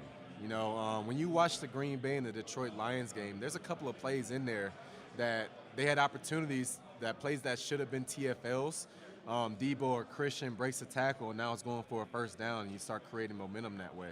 So I think that it will be critical for us that on the edge, on those dump-off passes, on the screens or whatever they're doing, that the first guy there make the tackle and really slow that momentum down. Don't allow them to catch a stride and catch a rhythm that way. Yeah. I mean, tackling in space. Boy, we talked about it with the Miami Dolphins, tackling in space. Talked about it with the Buffalo Bills, with James Cook and things like that, but not nearly as much. But then the Ravens, tackling in space. Lamar Jackson when he gets out in space. Justice Hill is quick. Zay Flowers tackling in space. Those were going to be big keys to the game. These are the best weapons they'll face in the playoffs. They're a group of weapons. I don't think it's really close either. And when you've got a high-end tight end like George Kittle, which is the best tight end they would have faced in this playoffs. Mark Andrews played, a couple of Sundays ago, but, only with the 2 catches that he had on the couple of targets. And you've got Ayuk, who's a phenomenal receiver, and I don't expect him to drop the passes like Stephon Diggs did. Debo Samuel, just an absolute playmaker. And, the best running back they'll face in the playoffs is Christian McCaffrey. It'll be the third best quarterback, but it won't be. But the weapons, like Steve Spagnuolo said, what are you looking at this offense? I just keep coming back to the weapons that they have.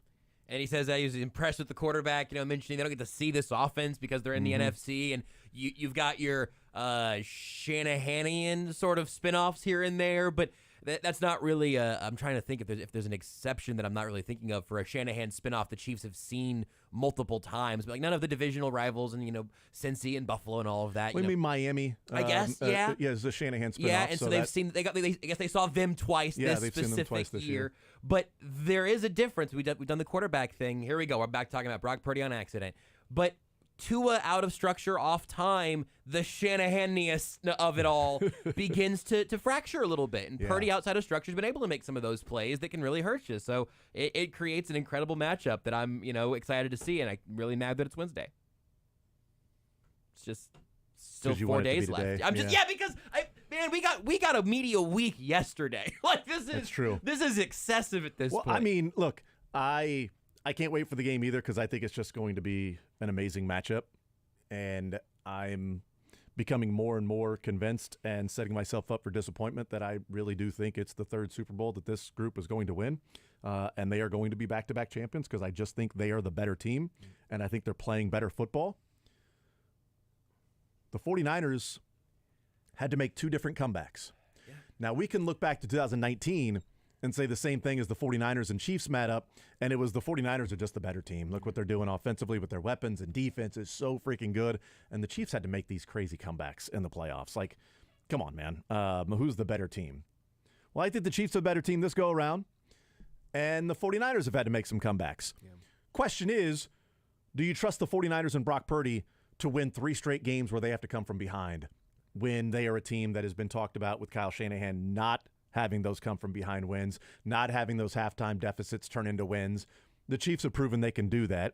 And the Chiefs have taken on the underdog villain role of nobody thinks we can. Just don't pay attention to the ESPN 64 experts that all made their prediction already last night. Don't pay attention to that because then you'll see 49 out of the 64 pick the Chiefs to win. It was 49-15. 77% of the ESPN experts picked the Chiefs to win. We're in Taylor Swift levels with the numerology at this point. 49-15. Hello. I don't know what that means, but I'll take your word for 49ers and Patrick Mahomes' number. Oh, my goodness. It's all right there. I didn't even think about that. Yeah, right no, that's a great point. 49 think the 49ers are going to lose. Exactly. And 15 don't believe in 15. How dumb are they? Fools, all of them. Dumb. Imagine picking against the Chiefs in the playoffs. Dumb. Couldn't be me. Dumb. Couldn't be Jason. I wouldn't do it as a home or a neutral site. No, definitely. I'd never do that. I think I said the location of that game wouldn't have changed my prediction, so I don't even think I get to grab onto that one. No, I'm just going to keep falling. Go ahead, grab that branch, Jason. But the Chiefs are the betting dog. They are literally the underdog. So they're the underdog in this game, and they are the villains in this game, and they have the better quarterback, the better team, the better defense.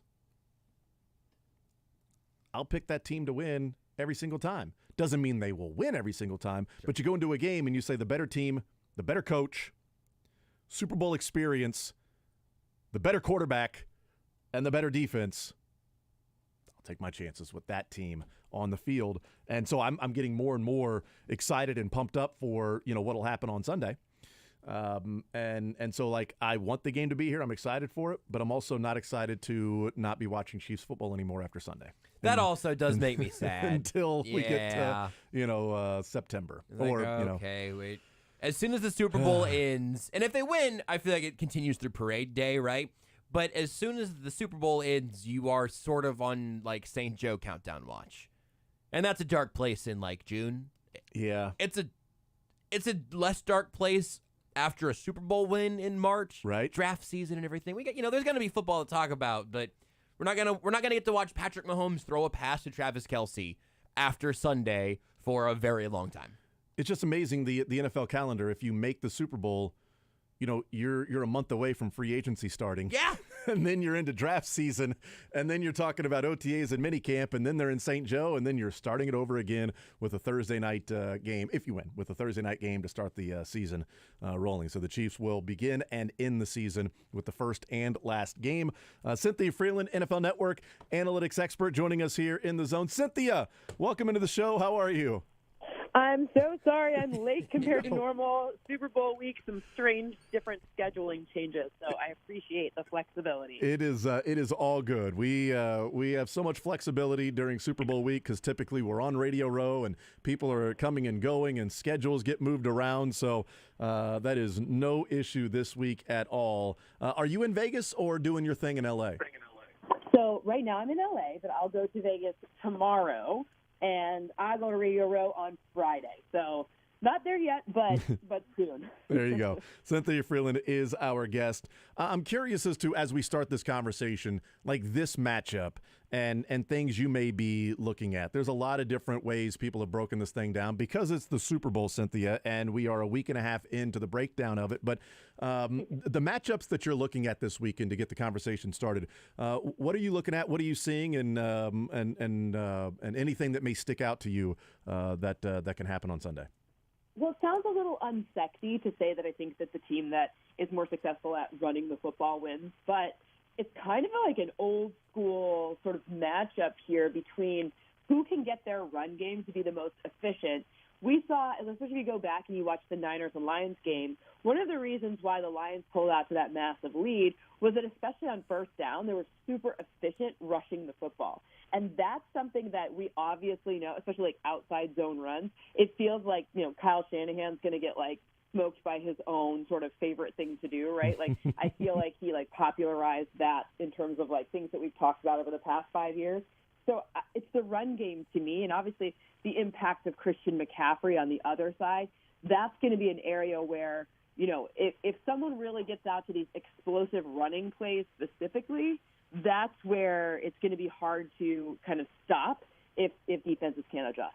Is that where, the pressure sort of falls on whether it's a Brock Purdy or a Patrick Mahomes, and we've seen Patrick Mahomes in those situations, that if a defense goes into it and says, the one thing we can't let happen is this team to run on us, that, we've got to take our chances out, because if they're going to run on us, then they're going to be able to multi-dimensional beat us through the air and with their legs. That if the Chiefs were to look at it and say, like they did against the Ravens, that we need to make sure we are in the personnel to stop the run, and we'll let our back in cornerbacks and safeties, the backside of the defense, take care of for everything back there. Is that where the importance of a Brock Purdy comes in? If the Chiefs are going to say, we're going to stop this run, we're stopping Christian McCaffrey, or see what we can do to limit it. We know the outside zone runs. We know they have been an issue for the Chiefs this year. We're going to make sure we have our run fits. We're ready to go. We're tackling. And if that's the case, then it does fall on Brock Purdy to make plays and not just be able to work off the play action constantly and have second and shorts, no third downs. You pick up a first down and you continue ahead of the chains.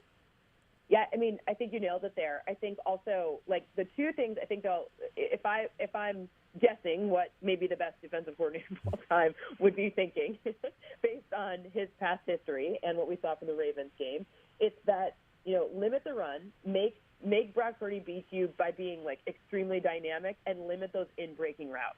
Those are all things that are achievable at the same time, right? Like, you have to pick your poison. I do believe that, like the Lions, they're going to be like, well, if Brock Purdy is going to turn into Justin Fields on us, then we'll have to let one thing go. But the in-breakers, no shot, sir, no shot. And the run game, also no shot. So I think that would be probably prioritized list of how to, like, go about disrupting Brock Purdy. We've seen Brock Purdy, when he gets out of rhythm, still be a second-year player making decisions that aren't necessarily advantageous for the team. So put him in those situations where you're asking him to throw outside the numbers, or you're asking him to do something that's like running the football where, okay, he did it 2 weeks ago against the Lions, but I'll still take that over completing a deep pass to Brandon Ayuk without the help of, the defensive back's head getting in the way.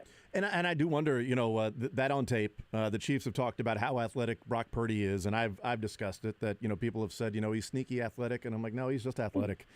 He might be a smaller dude, and you saw that on stage next to Patrick Mahomes, and Mahomes isn't the tallest guy out there, and I did enjoy somebody tweeting out, said, here's Mahomes with a fan that made it on stage, with Brock Purdy there, because he's smaller in stature, but he's still a good quarterback. And I wonder if there's an advantage, Cynthia, from the Chiefs' standpoint of, the Lions go into that game and they had gone up against Stafford and Baker Mayfield. And while Baker Mayfield is athletic, he's not going to be a guy that's going to do a lot with his legs. He can do some, but not necessarily a lot.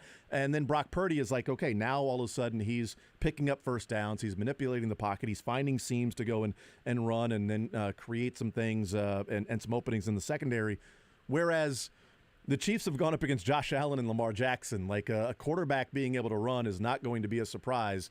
And if they're ready for it, prepared for it, and they saw what he did last week with 50, 60 yards in the second half, I do wonder how much of an advantage that might be for the Chiefs to already have that type of defensive rushing success and strategy under their belt the last two times they played. Oh, that's hugely different. And also, the Lions' defense is not good. Like, I'm not, I'm a Lions fan. I'm not being mean. I'm not saying something that's weird. I'm just saying, like, if you look at the number of, like, they had to pick their poison. They didn't have enough weapons to stop everything. They weren't known for being horribly efficient in the rushing game throughout the entire season in terms of, Aiden Hutchinson went on a tear there at the end, but they weren't great at rushing the passer for a good stretch of the season. And they allowed the most explosive receptions in all of the NFL in the regular season. They were the only team to allow over 100 of those 16-plus yard passes. So they had to pick something. They chose, that was their decision, right? Whereas the Chiefs are just such a dynamic and different defense. Like, this is a great defense. This isn't a good defense. This is a great defense. This isn't even like a, this like top two defense. Like, it's hard to until, I do a full recap of the season to, like, figure out, like, who ranks in what, by win share. But they're going to be no less than top three. So yeah. It's not like it's not the Lions defense is not good. Like, they're ungood. I love that one. They're ungood. I love Cynthia making up words with us. It's fantastic.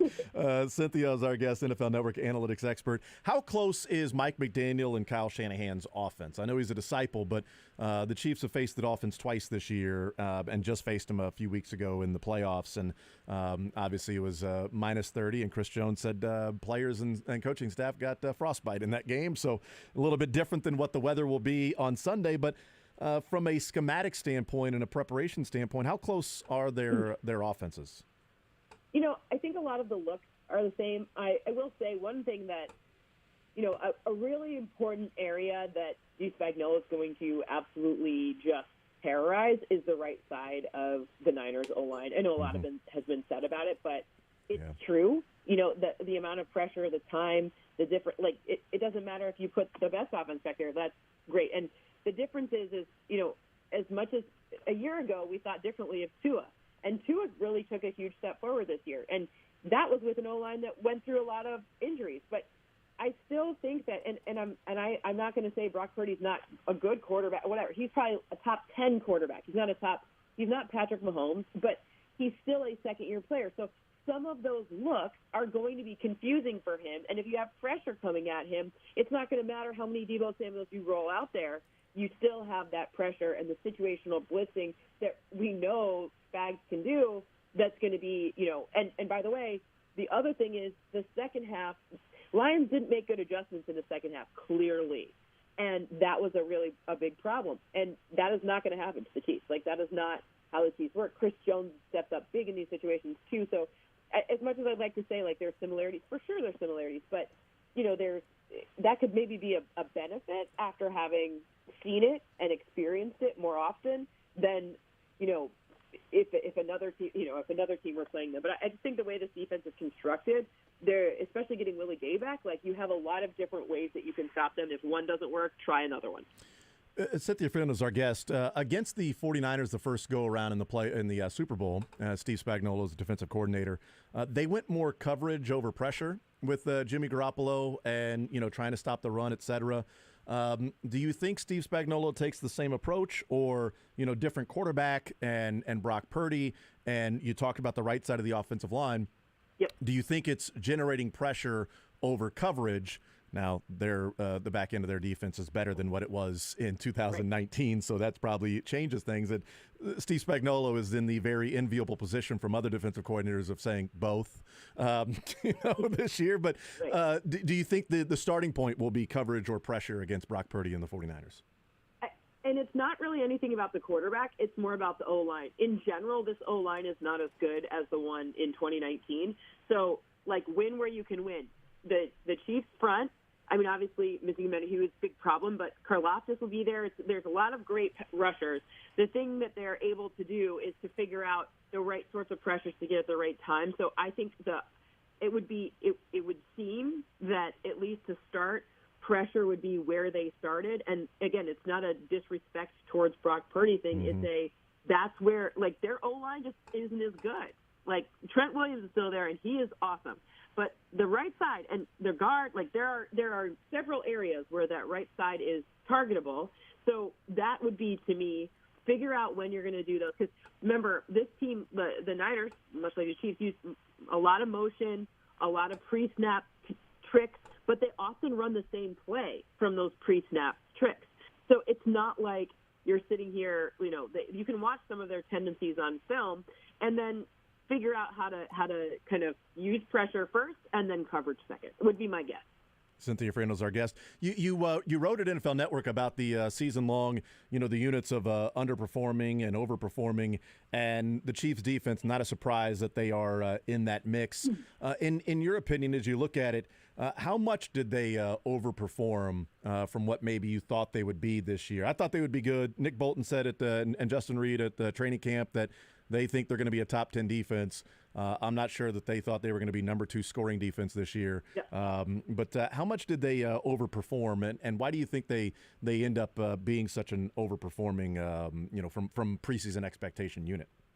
Yeah, well, 2 things. First, I think they overperformed by about, I think I had them like right about middle of the pack, right about 16 preseason, which that's when you have Patrick Mahomes on the other sside, sometimes it will always look a little bit less because you have kind of the best quarterback we're going to probably see in our lifetime. So sometimes preseason, he's more of a known entity than how an entire unit plays together. And then they finish, like I said, top 3, like maybe 4 at the very, top 3. So a pretty significant increase from where they were forecast. There's a couple of things. First, some guys who, last year, Trent McDuffie's rookie, there were some injuries there. And you got to figure out how he projects after having not played a full season. That's tough. Like, he has really done well. I think some postseason lists would also agree with me on that. So, that's the first thing. The second thing is the continuity between the players. It feels like where we usually see a Steve Spagnuolo defense kind of pull it together around like halfway through the season, they start to get better and better and better. It seemed like this team from the jump, like they came out like shot out of a cannon. It was like they were in mid-season form earlier in the season. Part of that's continuity. Perhaps it's also selecting for players that had a framework in mind that where the communication was already set. Perhaps it's just the maturity of some of these players that were very young and getting a year or two more experience under their belt. Whatever it is, all of it came together kind of very, very quickly. Whereas usually we see it take about at least into the middle of the season. Yeah. Visiting with Cynthia Freeland, NFL Network analytics expert, and we heard from Justin Reed earlier today, and he talked about, he was asked what makes Spagnuolo's defense so difficult for opposing offenses and quarterbacks, and he's like, well, we have 50 different blitzes that we use, and then on each individual play, we can go cover 1, 2, 3, 4, or 0, depending on what the offense does on any specific play. I'm like, oh, well, that's what you can do if you've played together for 2 years now. Right. In Spags' defense is that he can call a play, and Justin Reed was saying, you're confident even that the other guys on the field know what the check is because you've played with them. And that's what that continuity, that confidence of the guy next to you, whereas – in the Buffalo game, unfortunately for them, when they were dealing with all the injuries, it's one of the things we talked about is, do I trust the guy next to me that he's going to know this check, or do I then have to worry about playing his position while playing mine? That doesn't go on with the Chiefs' defense. Cynthia Freeland, NFL Network analytics experts, our guest. The 49ers on defense and the Chiefs on offense. You mentioned running the ball, whichever team is most successful or most efficient in doing that. How susceptible are the 49ers to a rushing attack if the Chiefs were going to look at Isaiah Pacheco and say, our goal is to get this guy 20 carries in the game? Go watch Aaron Jones from 2 games ago, and then watch both David Montgomery and Jahmyr Gibbs in this past game. It was not the Lions' offense that lost them that game. People can make a lot of noise about the calls. We talked about it last week. Mm-hmm. But the reality is the offense didn't lose them the game. It didn't. So the runs, especially if you watch those runs on first down, those are areas of concern. If you watch Aaron Jones on outside zone runs, that was a bit of a problem. It's not that I don't think that there are individual pieces on that defensive front that are absolutely elite. I just think that the way that it functions together, they're better, in their linebackers at second level, better at the off-ball stuff, and they've really been good about that middle third of the field, just absolutely shutting it down to the pass game. But it has left some openings for running backs to get yards after the catch and yards after contact. So the running back position, including those pass catches, has been one where you've seen explosive plays. Just go watch the past 2 games. You'll see them right away. Visiting with Cynthia Freeland, NFL Network analytics expert. I know you love the numbers. Have you seen the some of the numbers in bringing in the Taylor Swift effect in this game, and how sort of serendipitously this thing might all work out for the Chiefs? Have you seen some of these things? If not, I'd love to tell you. Oh yeah, I mean, I've seen most of them. I can always go over them again. Yes. All the things that add up to 13 are just hilarious to me. That's amazing. So Super Bowl 58. 5 plus 8 is 13. It's on 13. February 11th. 2 plus 11 is 13. It's Taylor Swift's 13th game she'll be attending. The 49ers, 4 plus 9 is 13, and it's a 1 seed and a 3 seed. It's 13. I mean, just as someone that loves numbers, I mean, how do you put that into the models of that you're simulating the games? That to me just means they're going to show her on the broadcast 13 times, because otherwise the whole world is not symmetric, which means if you're looking at those pesky little prop bets that's only 10.5, you got to say, are you kidding me? CBS, they know about this 13 rule. They got to show. I know they did the whole Swiftalytics thing, and you saw it on, I think it was one newspaper did it, but it was basically they show her 5 or 6 times for it. No. You got to remember, she's got to react to halftime. We don't usually get to see the full performance for halftime, so we got to see that. Then we got to see if you don't think you can be on the screen 13 times, you crazy. Yeah, I think it's a great point. Take the over. Take the over in the number of times she is shown on TV. I'll certainly do that as well. Cynthia Freeland, NFL Network analytics expert. All right, Cynthia, what do you think happens in the game, and if you have a score in mind for Chiefs and 49ers in Super Bowl 58? 25-23, the Chiefs win this one. It's obviously it's a close game to me, because I think this one does come down to the kind of experience and the fact that if you look at what happens to Kyle Shanahan late in games with play calling, sometimes the clock management can not be his friend. This is an area where while I believe that, we won't see like a 28-3, we're not going to do that. What I do think you'll see is perhaps some overestimation of Christian McCaffrey's ability. And you got to remember the Chiefs defense is second best at limiting yards after the catch.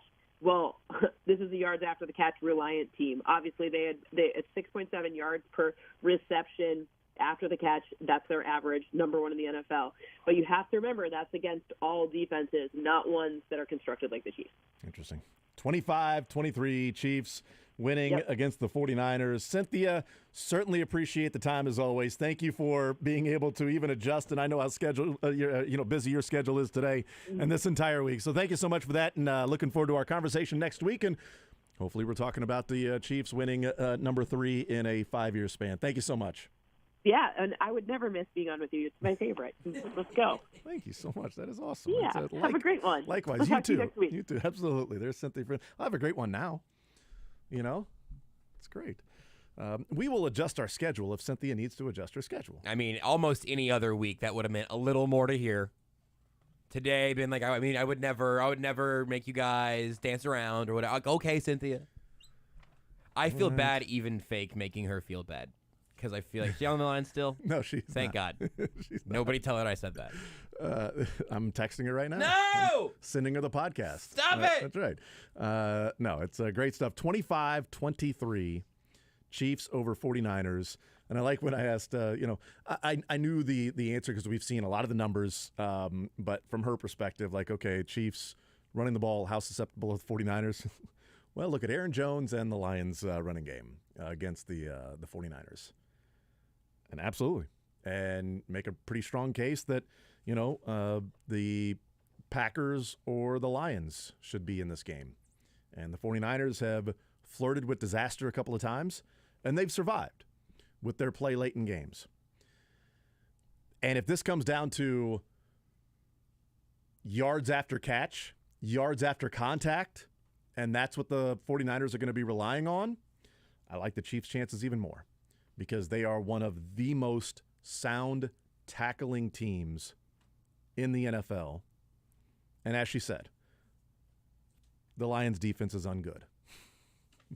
As Cynthia Freeland put it, Lions' defense is they are ungood. And yes, the Chiefs are just simply good. We'll take a timeout. We'll come back. More Zone next.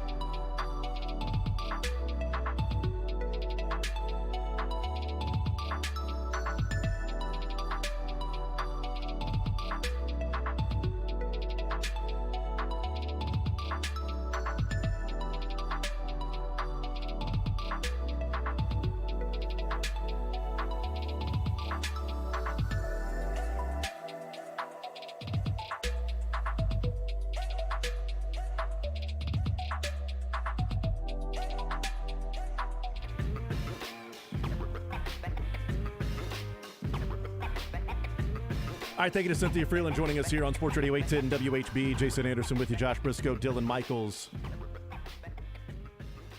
So there was a post going around that Juwan Taylor had lost his mother just a couple of days ago, that she had passed away. And it's like, man, he's going through this Super Bowl week, and he just lost his mother 4 days ago. Then Justin Reed tweeted out and put, asterisk grandmother. And then Juwan Taylor's mother posted a video. I didn't listen to the video yet. You want to hear it? I would like to. Yeah, I'll just turn up my mic if we can. Everyone, just want to jump on here really, really quick to let you all know that I'm safe, I'm alive, and I'm well. But unfortunately, we did suffer a great loss on Saturday. My dear mother-in-law, she passed away. So the post that's going around that's saying that Juwan Taylor's mother passed, it was actually his grandmother that passed away. The matriarch of the family. She goes on to talk about how great the family, the grandmother was and everything, but she had to then make a post saying, "I'm actually alive. He did not lose." Still sucks that you're losing somebody that's that close to you. That he does lose his grandmother. He is dedicating the game in this week to her, and it's really disappointing that his grandmother didn't get to watch him in the Super Bowl. Right. Throughout his career, just a week away. She passed away knowing he was going to play in a Super Bowl, right? But not actually playing in that Super Bowl. But, the original post of his mother passing away, and wow, you got to go through this week doing that. But his grandmother passed away, did Juwan Taylor. So, but the game will be dedicated to her in her honor for Juwan Taylor. Juwan Taylor hadn't previously tweeted since Thanksgiving and hopped on to note, just to clear the air, it's my grandmother that passed away 4 days ago, not my mother. Long live Mary Taylor. The originating tweet from all of this, I think, was just a simple mishearing in a loud room. For sure. This wasn't like somebody trying to, make something crazy happen or whatever. But the reason Juwan Taylor hopped on Twitter and that his mom got a video out there really quickly is because imagine being on the phones of every other person in their life. Yeah. And oh my goodness, I just heard the news. So sorry for your loss. What happened? What can we do? Like, that would be a very disorienting period of time when it briefly becomes internet news that someone in your life has passed away who is alive and well. Like, I didn't even know that, if like you said, if you're she sick? family Was it an member, accident? you knew him, you grew up with them, Yup. you've been around the family. Dude, how did I not know that? Well, he's at the Super Bowl, so I guess there's, no, that's not the case. But it is how quickly things, it's how quickly things can get out there that are wrong and how quickly things can then be squashed. Because I think the running tally is like 6 times that Twitter has killed Morgan Freeman. Yeah, for sure. There's been 6 different times that Twitter at one point was trending because Morgan Freeman had passed, and it's now 0 for 6 with that. It's a staggering number, even more. You got to keep more firing. Than, I mean, more than one. You missed. Listen, you missed your is a first 6 staggering- threes. You got to believe that 7th one's going in. Well, so. that's my motto. Yeah. I also don't. The original account was like some account with 2,500 followers or something. Like I didn't recognize them at all. I'm guessing then like Dove took it and then ran it and made it his own. Literally, Dove Kleiman and JPA Football, 2 of the most egregious offenders in the aggregating game, did exactly that of heartbreaking news. This player I do not know personally lost a person I do not care about, and that's heartbreaking. Retweet to share your prayers. And that sucks. Like, that is where, again, the person who was there and tweeted a picture, they're on the ground. I feel for them because they're probably having a pretty bad go of it right now, understandably. You got to make sure you get your details correct on things like losing a family member. But it is further emphasis that I would like to point towards making sure you know the people you're getting your information from, even in an instance that is what I believe to be an honest mistake, and then an aggregator duo that deserves to shout into a void somewhere and not have a whole bunch of followers for all of this. Important to go, does this make sense? Do I know where this is coming from? Have people who I do follow, have they maybe validated some of these things? Just a little media literacy challenge for everybody in the middle of your Super Bowl week. And there will be more, I'd imagine. As we take a break, let's hear from Justin Reed. And he was asked about his impact on the game. What will he be doing out there on the field, and what does he believe his impact will be on the game on Sunday? My biggest impact is just to be a tone setter, to be a voice in the back end, to be a guy that is a force multiplier for my teammates around me, make calls and try and elevate their game so everyone plays confident, knowing that I have their back the same way that they have my back. And, if I have a chance to take some ribs along the way, I live in Kansas City now, so I love ribs. So I want to take those with me. It's a great line by Justin Reed. Well, force multiplier, I'm helping everybody be in the right spot. But if you leave your ribs exposed, I'll take some ribs with me home. I love me some ribs. I'm in Kansas City now. I'll take some ribs with Really me. good. Really good. And hey, listen, the way that they've treated Nick Bosa in the past, we may see some burn-ins. Boom!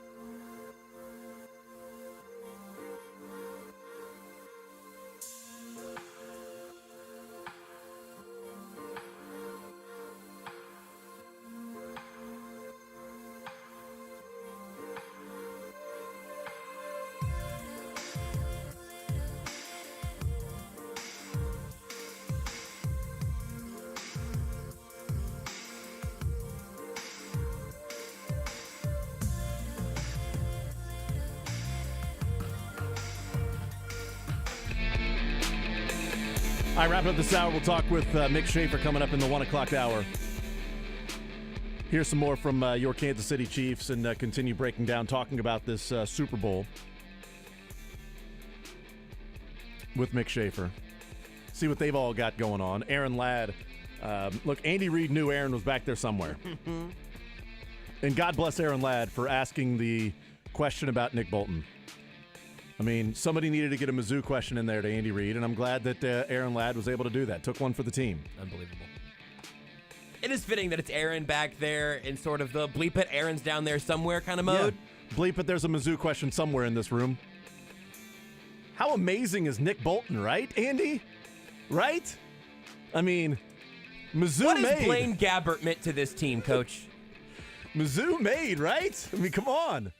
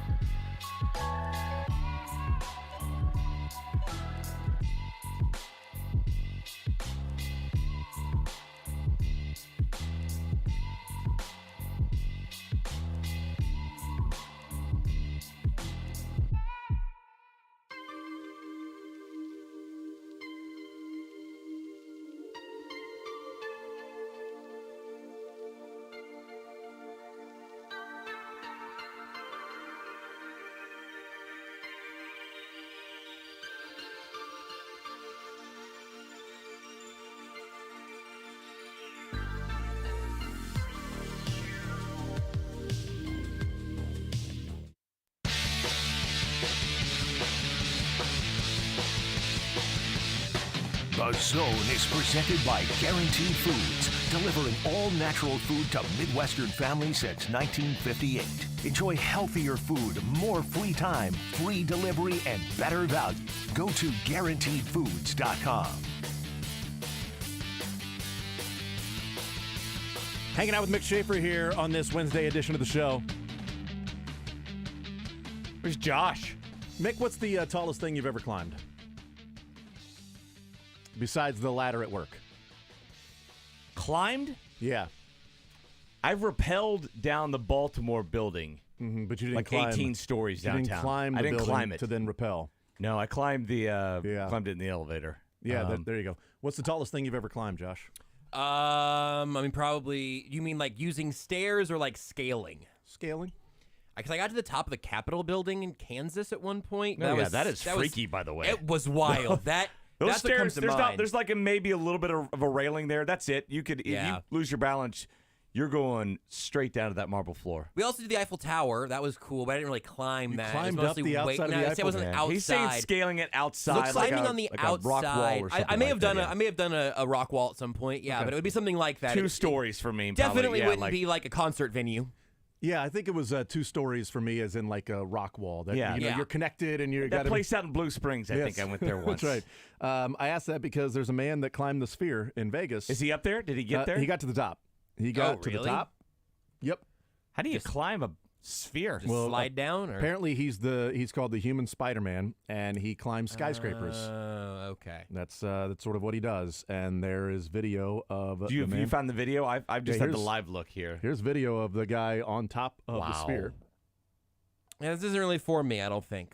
I don't think People that's were gonna be speculating with pictures. I saw Chief Saholic as possible suspect. Yeah. So there you go. That's going on in Vegas right now. Climbing the top of a sphere. What if they just like Again, put are we the sure it's sphere not on- Aaron Ladd? I'm not sure. Make for a hell of a story. Hopefully, he brought a GoPro up there with him. Put on his What if he forehead or forgot whatever. it? Yeah. What if- I gotta dang go it. back down. I don't have my card. I can't record this. My audio is bad. It's cutting out the reception. I can't white balance anything up here. How am I supposed to get a good shot? There's no way. Yeah, so You better have climbing shot the a ton of stand-ups up there, okay? That's right. Before getting arrested. Well, apparently there are multiple people being arrested. So this wasn't A lot of people in on it. This wasn't a one-man deal. So Did you guys ever see that documentary on the tightrope artist? This would have been back in the 70s, right? Was it between the Twin I think Towers? it was from one Twin Tower to the other. Yeah, and so he threw. He's a tightrope guy. He was in circuses, right? That's what he did. He was world renowned. I think he was from France, French dude. But it took a lot of people to help this out, and so he pulled it off. And his goal was to go across once, and he did it. And he's like, "Well, that's not enough." So he kept going, and there was just a crowd below watching him, and he was up there for hours because they had cops on both sides just waiting for him. Didn't he like sit down? He halfway sat down, through? laid down on it, and so Just he bored. worked for years to commit this crime. And by the time, I mean, the TV stations in New York had already gotten video, and there was such a big sentiment, probably on Twitter and Facebook back then in 1971. For sure. There was such a big public sentiment cheering him on for him that I don't think he ever really got charged with much. Was that Man on Wire? Man Was on that, Wire. Okay, I remember that. I remember that movie being he won a bunch There's of a movie. awards and stuff. The documentary's better. Okay. But that's what haven't- this reminded me of. Yeah. This is Man on Ball. I've never. I think I've seen that movie too. I'm good. It's too early to break. Anything else, Mick? Should we just go ahead and hand it over to Seren? Let's go ahead and call it a day. I don't know what to do the rest of the show now. I don't understand high wire acts. I don't get it. I understand being amazed by them. There's nothing. I don't think there's anything that I can think of in the realm of human achievement that I am less equipped or interested in doing than balancing on a very high thing. You know what? The most horrifying show I've ever seen, again, a documentary. It's, I forget what it's called. It's something, it's similar to the movie 12 Peaks, right? These free climbers, basically, that will climb the... Free Solo was Free Solo the was recent maybe it, one. yeah. I'm trying to think of what it was. Alex Honnold, I think. Yes. Sure. And nothing. No carabiners, no rope, no nothing. Man. That's it. And then, and I don't know feels how they would dangerous. get cameras up there and show him just dangling. And Spoiler alert, he died. What? But it was in an avalanche. It wasn't, he didn't fall. Oh, yeah. He died. It was actually. Yeah, it might be somebody else. He I'm pretty choked sure on, Alex he choked on a Honnold was chip. Yeah, so You're just having dinner. the one I saw was similar to Free Solo, and it was just terrifying. They followed this guy for years. He was like he's Canadian. He was this mystery climber. He would go and break all these. They have these speed records for all these mountains and everything, and he would just go and break them without a net or ropes, like I said, or anything. Yeah, he had like some traction on his shoes. That was about it. Do you think he's disappointed that in the way that he went? Who's that? Which one? Whoever you mentioned. Alex that he Honnold is passed away. fine, by the Yeah, way. he's Just fine. factually, just wanted to keep They that. interviewed the one Alex, that I you think, watched. in this. Yeah, but in this show. whoever ended up going in the avalanche, you think they're sort of disappointed that just. Hopefully I wanted to he go can off feel the side of disappointment right now. off There's the side still of a mountain. feelings to be felt. Yeah, and stuff. So like thoughts if I to was be had. if I was going to go, I want to go that particular Right, way, yeah. not got a I wanted to go staph to the infection. earth, not the earth coming to me. Got a staph infection, and but how did? Oh my goodness, he passed away. Yeah, he choked on a really hard piece of bread, and just it happens. It happens. He was by himself. You could nobody was around. Die in millions of different ways. You can. That is true. Yeah. There are a lot of different ways to pass away. Start counting them. Yes, and there are many different ways the Chiefs could win this game on Sunday. I don't know.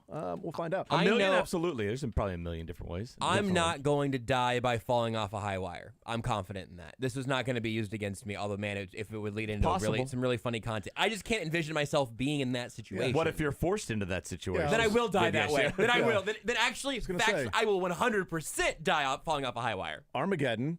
It's post-apocalyptic, and you've got to go from one place to the other because you're being hunted by people that want the food that you have. Yeah. And there is this high wire there to get from one spot to the other. Well, then now you have found yourself on a high wire. I will find a different way to perish because that's not my best chance. I would wrap my entire body around that wire and just scoot along, and just all that extra energy that I'm using, it's going to cause me to fall like halfway through. That's exactly what I'm thinking. Yeah. I think if you just tried to just wrap your legs around it, wrap your hands around it, and just try to shimmy all the way, I might get about 15 feet, and then that'll be ball game. You're like, it's not worth it. It's not worth it. I gave it a shot, guys. I survived the apocalypse. Okay, I did all that. I feel like I've done my part. I feel like I have tried to give to the continued existence of the human race.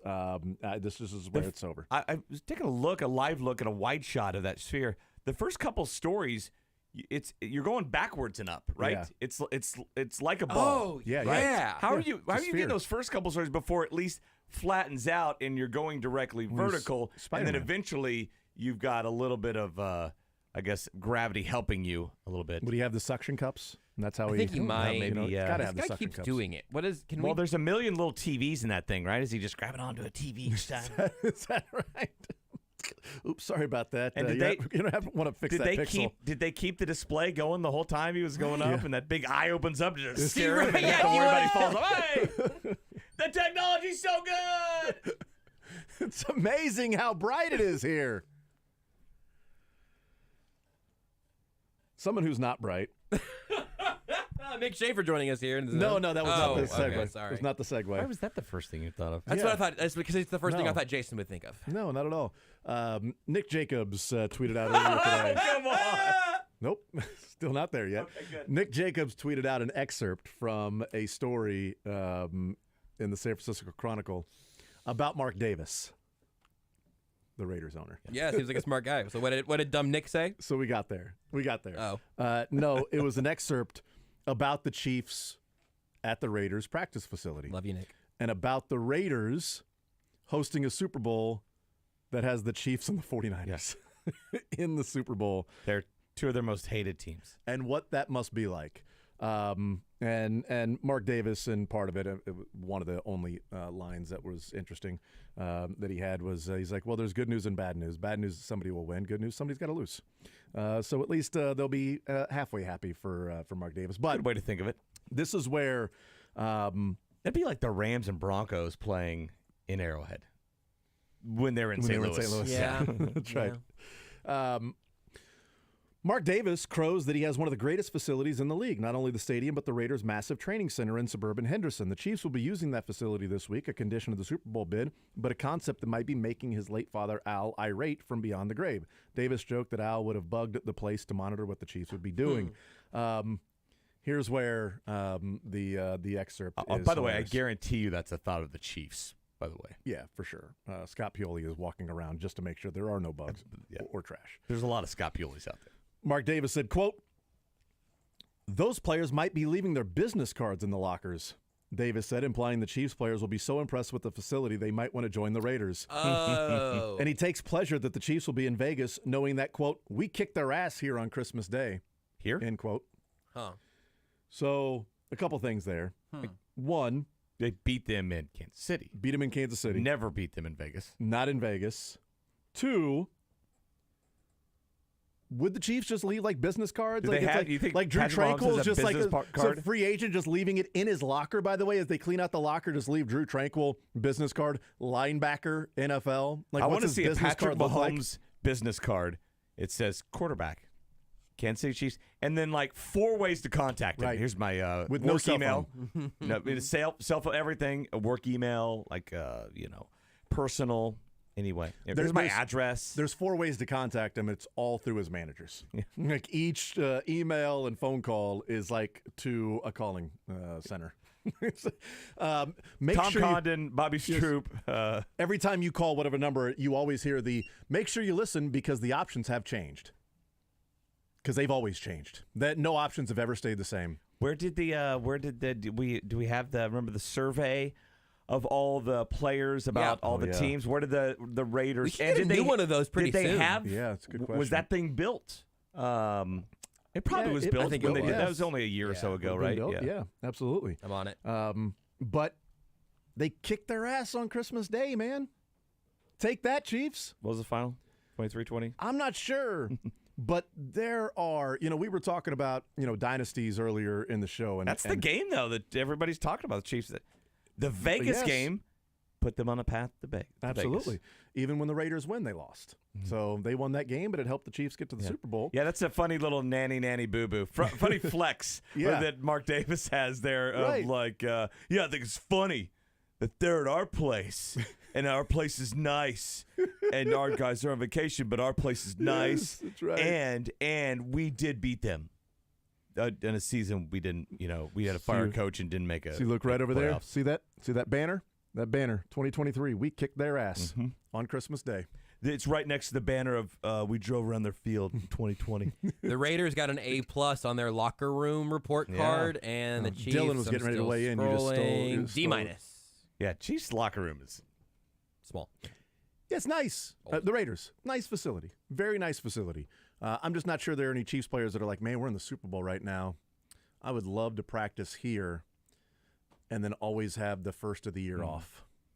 Always be done playing. Hold on, there might be some players like that. They make the same amount of money. There might be a few like that. Yeah, That'd be to cool. be done playing this Extra month and a half of vacation. This last month and a half has been exhausting. Real quick here, How many more rings do I really need in my life? The Raiders have a B in treatment of families, A- for nutrition, A+ for weight room, A+ for strength staff, A for training room, B+ for training staff, A+ for locker room, A+ for travel, F for playoff success. So take that for what you will, but that's what's on the report card. Did we look? Did some of I was going to go L for I knew wins and it was a long way. I kept scrolling. God, there's so many categories. Was there a sliding scale there? Were there other successful teams who had low grades, a lot like the Chiefs, and kind of vice versa, bad teams that had good grades? We looked at it, and there wasn't a correlation to wins and losses by the quote-unquote happiness of the players with the organization and how well they're treated and taken care of and things like that. So there were some bad teams. The Raiders. A's, all over the place there with A's, and it's one of the reasons why they left. That's why they're bringing the A's. One of the reasons why they left Oakland is because of the A's. So they're trying to keep A's in some way, shape, or form. But I just loved it. We kicked their ass here on Christmas Day, so we got that going for us. Like we talked about the dynasty earlier, and yeah, I spot 2 lies in that sentence. Used to hang banners or talk about how awesome it was that in the regular season you beat the Patriots. You beat the Patriots, right? You did that. Beat the Patriots. Chiefs whipped the Patriots. They did that one game. Week number 1, they were opening up the season after the Super there was Bowl. a game a couple years before that. They beat them even worse. Mm-hmm.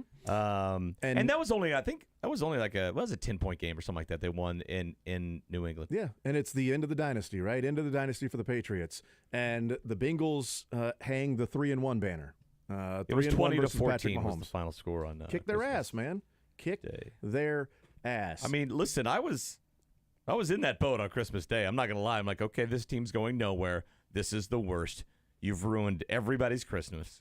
Everybody's. They ruined mine. They ruined my kids' Even Christmas, people that too. didn't watch the game. I took every single present that my son got from Santa, and I burned it. Speaking of ruining magical things, have you guys seen the sphere up close? Like what it looks like? No, I haven't. I've never been to Vegas when the sphere's Well, been. they also take pictures of it sometimes. But here's... So, I'm shocked by this. That's easy to climb then. Easy to climb. I feel like it's not even a problem, but it's basically a ladder with like hockey pucks of lights on it. Gosh, it is. That's kind of wild. That's easy. Easy That's- stuff. He gets no credit in my book now. I could have climbed this. I still went to the high wire, but this would be easy. Yeah, I mean... Yeah, even you don't have to be Spider-Man. Hawkeye could have climbed that. Was it Lebo that climbed that thing? I haven't heard from him in a little bit. Was it Seren? Mm-hmm. If Seren's not on today because he's been arrested, That's the first person I thought of. climbing the sphere, Seren? Yes, in his shorts and a hoodie. and his hoodie. Shorts and a hoodie to be able, because if you fall, the hoodie might actually just catch on one of those little hockey puck things, and now you're safe. Yeah, and then he gets to the top and he's complaining to Adam that he didn't have the show sheet. It didn't print off. Can you get it up here? There's no connection up here. I was told there was going to be a hardwired internet up here. There's no internet connection up here. I've got no Wi-Fi. I've got, it's no service whatsoever. I'm walking around trying to find it. Now I just got to slide down the sphere just to go back down. Is it easier to go back down the sphere than I climbing do think up? this would make it harder than previously assumed. You know, maybe just like take a parachute up and just base jump off it and try to clear at some point. Get out to the side and just Jesus take the wheel. Now he's turned into Ethan Hunt. Really, I feel like that's really where we're at here. I think Spider-Man you don't need to be Spider-Man to climb this. Any good spy, I That's think, right. is scaling this thing pretty easy. That's a good point, because they would have had to at some point Yeah. scale a big sphere Right. Yeah, exactly. to complete one of the missions. Man, when this guy sobers up, I mean, can you imagine explaining this to him? Like, buddy, we tried our best to tell you to not climb the sphere. This is the plot of Hangover 4, I'm pretty sure. Oh man, that's gonna definitely happen. Doug got stuck on the top of the sphere. Yeah. And that's where they found him. They found their friend Doug. If you want to find a really cool shirt, tomorrow at Urban Egg, which is in the Hawthorne Plaza off Row 119th Street, southwest corner of 119th and Row, tomorrow from 11 to 1, we are going to have 81 special edition shirts distributed while supplies last. By the way, limit one per person, but we will have 81 special edition Vegas Super Bowl shirts that will be there. At least just Vegas. Have you seen them? I saw them. They're very cool. Pretty cool. Very, very cool. Very cool shirts. We'll have the T-shirt drop from 11 to 1 tomorrow at Urban Egg. And your best day starts at Urban Egg. Voted best new restaurant in KC by KC Magazine. All local organic ingredients. And the stuff that you would certainly love when you think of breakfast and lunch and brunch, the Eggs amazing. Benedict. They have a gourmet pancake flight, and I've got to go there just for that. Stuffed French toast. I mean, Stop plugging my phone after hearing that. I love pancakes, and the fact that I have to choose between certain pancakes when I sit down at a restaurant, now I can have a flight of the... I'm in. My wife has flights of bourbon all the time, and I'm like, oh, that'd be fun. Yeah. Now I get now this is speaking my language. Yes. Speaking my They got the stuffed French toast, buttermilk biscuit, and sage sausage gravy, breakfast tacos, Bloody Mary grilled cheese sandwich, breakfast cocktails, and coffee classics. And they're running a limited time Valentine menu starting on what's today? On the 10th. I know it starts Oh, on so the Friday. 10th. There you go. So Friday. so Friday. I was like, what's the day? No, that's Saturday. Saturday's the 10th. The 10th is Saturday, Jason. Because the Super Bowl is Sunday, On the 11th. 11. But starting Saturday through Valentine's Day, you can celebrate the team you love with brunch you love with the Valentine specials going on at Urban Egg. And tomorrow from 11 to 1, we're going to have that T-shirt drop. 81 shirts. That's all we've made. 81 shirts. I'm being told 79 shirts now. Sorry about that, guys. 79 shirts. If you guys were on 990 on the dial, you'd be giving away a lot more stuff. It's always 81 something. Oh, man. It's just... Or, I mean, just cut costs. You can move to like 110 on the dial. What if we gave away just like 810 of them? That'd be, yeah. I don't know where you get that number, though. A lot of talk coming from the guy whose TV station is 41. Yeah. Oh, trust me. You guys are giving away half the T-shirts we're giving away. I mean, come on. I don't know how they're going to give these away because they're not just going to give them away in the first 5 minutes, right? We're a lot more giving away a lot more than 5, 4, and 9, It's a while supplies last situation, and It so if you is. get out there and you're nice to Bethany and you say, hey, I'm listening and I heard that there was a T-shirt situation going on here. Maybe they do I like think half that's in all the it first takes. hour, half in the second hour. Just rip a shirt in half. Yeah, it'll so be 40 and a half for one. It's a smaller child. That's Here you true. go. Just rip. You know what? You can rip it in half lengthwise and put it on 2 different dogs. You always have to have some in the back, right, in a box. Or like maybe you have multiple shirts on. No, we've and, made 81. It's like the display. Bethany may give you the shirt off her back if she's wearing one of these, and maybe we have 82. Okay. I just see 81, and I don't ask Bethany for her shirt. Yeah, it's probably best for you, just like for your police record. Just get there and just be like, hi, I heard on the radio that I could get a T-shirt if I asked nicely, and also I'm going to get a flight of pancakes. That's all. That's what you need to do. Don't worry about anything else. Just do that. Get there around 11. You're going to get the shirt. You're going to get the food. You're going to have a good time. Yep.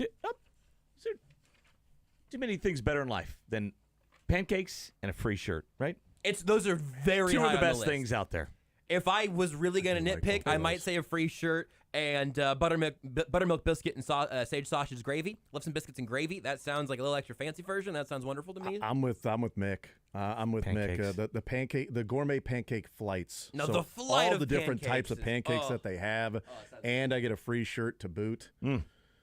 I got to start eating before 2 o'clock again. I forget how hungry I get. Best about things in 1:20. life are free, or whatever this costs. Yeah. Typically, a lot of people are like, man, I got to stop eating so much. And Josh is like, I got to start eating. I got to eat more. I got to start eating. I Yes. just, the eating thing, I always forget to eat food. Yeah, everybody has that problem, Josh. I don't have that problem outside of the hours of like 9 to 2, and Okay. then outside of that, That's your New Year's resolution too, is to eat more. I'm trying to About eat time. more during the show. So if anyone wants to hand me a handful of like cereal or something, I'll It's the try to best radio to listen to you smacking. I eat on the radio and Jason gets mad. I don't eat on the radio and it's like, you're killing yourself, man. Like, eat some more food. That's a good point, yeah. He's enabling you either way. I am between Right. a biscuit and a hard place. I've always said the best New Year's resolutions are the ones that are attainable. Yeah. I'm going to eat more food. Nailed it. We got a sphere Look at update? my phone more. Sphere update. Sphere date. We have a live report from the bottom of the sphere from Channel 13 Las Vegas. Do we want to hear it? Yes. Yeah, because that's the script station. That's, how about that? KTNV. Sure. I'll take Mick's word for it. No, I heard Dylan Go yell. off live at midday. We are down here at the Sphere where just about an hour ago, an activist, a gentleman decided to climb the Sphere. I'm just going to step out here, give you guys a shot. This is what we're looking at right now. This is the Sphere just off the Las Vegas Strip. And just under an hour ago, a man decided to start climbing the Sphere structure. And from what we can tell, he is still up at or near the top of the Sphere. Now, what we know about this so far, this is an activist. He apparently calls himself pro-life Spider-Man. So he is a pro-life activist. Now, we do know that Las Vegas Metro Sheriff Kevin McMahill just this morning during a press conference referred to this as a publicity stunt. Now, there are a lot of emergency vehicles. We see ambulances, fire trucks. There's a big police presence around the Sphere right now. So there you go. And it'll be the Vegas PD. It'll be their pro-choice to arrest him.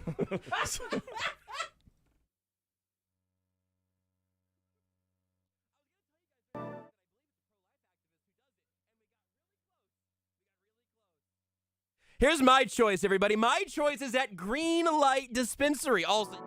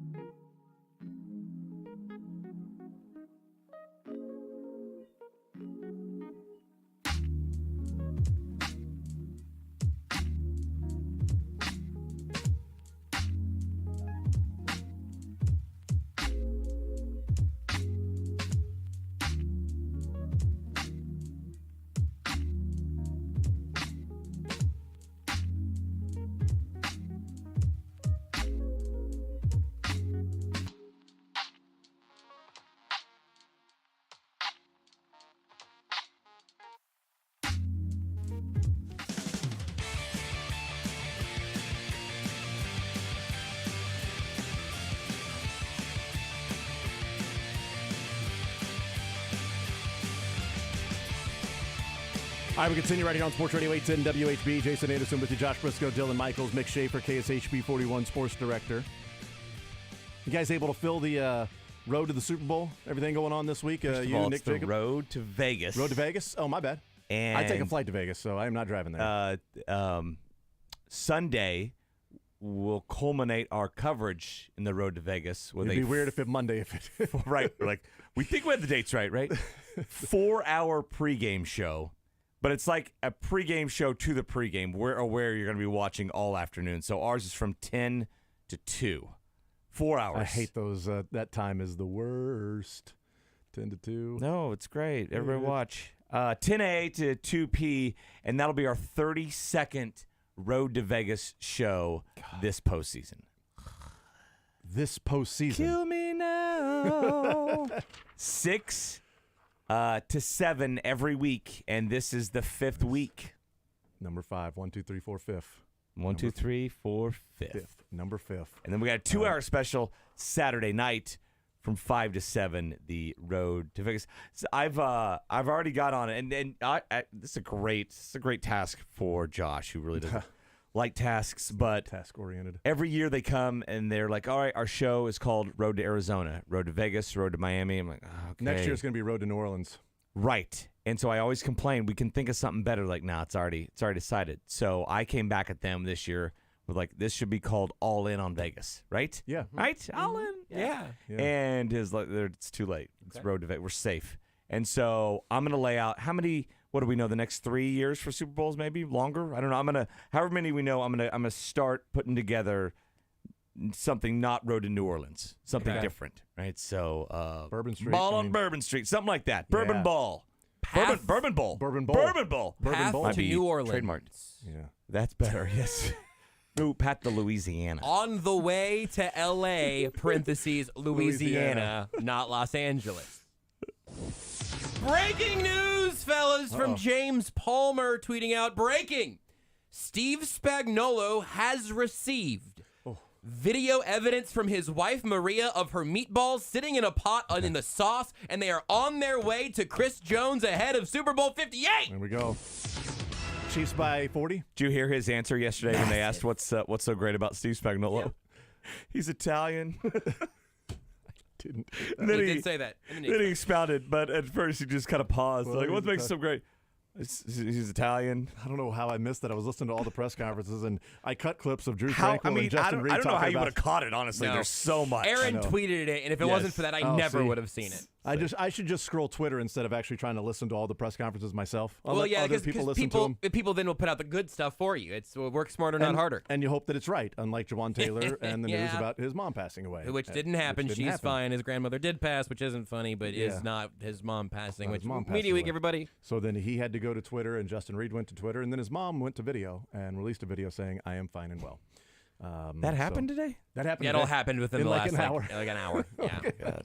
From about 12 to 1:15. So, No worries. right before you got Only here, so 3 about more 12. days of this. Yeah. So and you know, it didn't blow up on Twitter very fast at all. I'm sure it didn't immediately start going everywhere. Everybody fact checked it before they shared it, though. So it was fine. That's exactly right. Everybody's pretty responsible. Yeah, it was really responsible. No doubt. Javon Hargrave is on the defensive line for the 49ers, and he is no stranger to Patrick Mahomes. He's played with a couple of different teams, Philadelphia last year, but he was also on the Steelers. And was it the second game of Patrick Mahomes' career as the starter? Yes. Was 6 against the touchdowns. Steelers. Javon Hargrave, here he is going back, and was asked about his first time around and playing against Patrick Mahomes and what that was like. Yeah, I tell everybody that how, like, during that game, nobody knew who he was, and they had all these plans of he a young quarterback and what we was trying to do to, confuse him. And he just came out there and killed the whole game, and I think all the game plans was, like, torn to pieces by halftime. I mean, we knew from early, like, during that game, we knew he was about to be special. I think people during that year, they knew he was about to be special, but it's what everybody thought. He was a special talent, and he was going to be one of the best quarterbacks one day. I don't know if we knew it at that point, but Remember that? That was second game of the season. Second game. We were 8 days into the season, and he had 10 touchdown passes already because he had 4 against the Chargers. And no interceptions. I love he's like, the game plan was torn to pieces at halftime. So we had all these plans. He's a young guy. We're going to confuse him. I want to say, didn't he have 4 at least by halftime, TD passes? It was 4 or 5 maybe. He had a fast. lot. It was fast. It was right out of the gates of him just slicing and dicing the Steelers defense. But I love that. He's like, I tell everybody that in that game, we knew right away our game plan was torn to pieces at halftime. He had 2 8-day stretches that season where he threw 10 touchdown passes. He had a 4-6 and a 4-6 twice. That's unbelievable. Hargrave played in the Super Bowl last year, in which the Eagles had a lead. They did not come away with the victory, and Hargrave was asked about that game and what took place. And again, Mahomes on the other side. I don't think it was really a missing piece. I just think they made more plays than us. They made bigger plays when they really counted. We made a lot of plays in the beginning of the game, but they went on a roll and got hot and just finished the game on us. How tough is it to meet Mahomes, Kelsey, and Man, it's tough, definitely. Mahomes make it hard for everybody. Man, he got mirrors everywhere, so even when you think you winning clean, he know how to duck you and get out the pocket. It's a good way to explain it. Got mirrors everywhere. Yeah. That's a great line. Got a mirror back there. I can see that over there. Yeah. 3 in the first half, 3 in the second half for Mahomes in that game, by the way. I will note 3 in the first quarter. There it is. Wow. Yeah.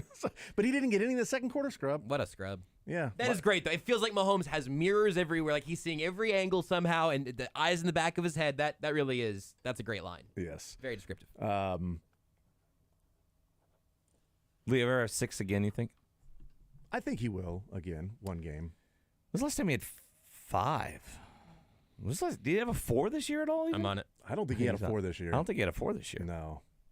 I think he had I don't think he had a 3 anytime I bet the over 2.5. So we're definitely narrowing it down some. He had a 3 at some point this year, right? Yeah, absolutely. Maybe Bears game. Yeah.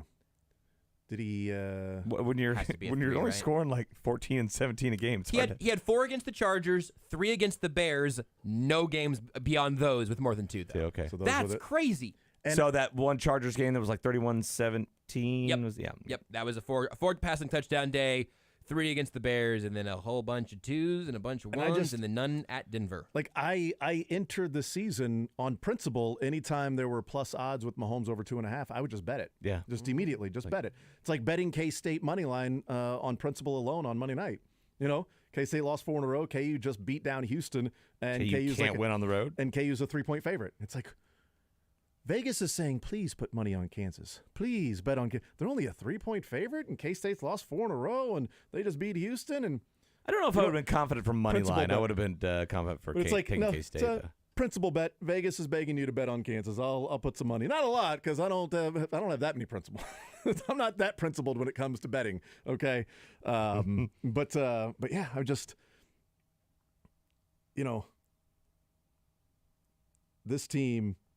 And this year, and I don't know how much you take away from last year with this team trailing at halftime and how much they can use it this go around, but just, the talk being that they, some of the players that last year was their first one, that this one feels different because it's like, all right, we've been there, done that. We've gone all through this, the media stuff, and now we know it's about the game and just getting to the game and playing in the game. But the Patriots had plenty of Super Bowl experience, and they lost, 3 Super Bowls in their time when they went up against less experienced teams that were there. So, let's hear from this was a funny story. Drew Tranquil was asked about signing with the Chiefs and, looking back at that time versus now, less than a year later, he's playing in the Super Bowl. It's exciting. I remember walking in to sign at my first day, and I'm like, I should not be here. What's going on right now? I've been wearing blue for the last 4 years, and now I'm in red.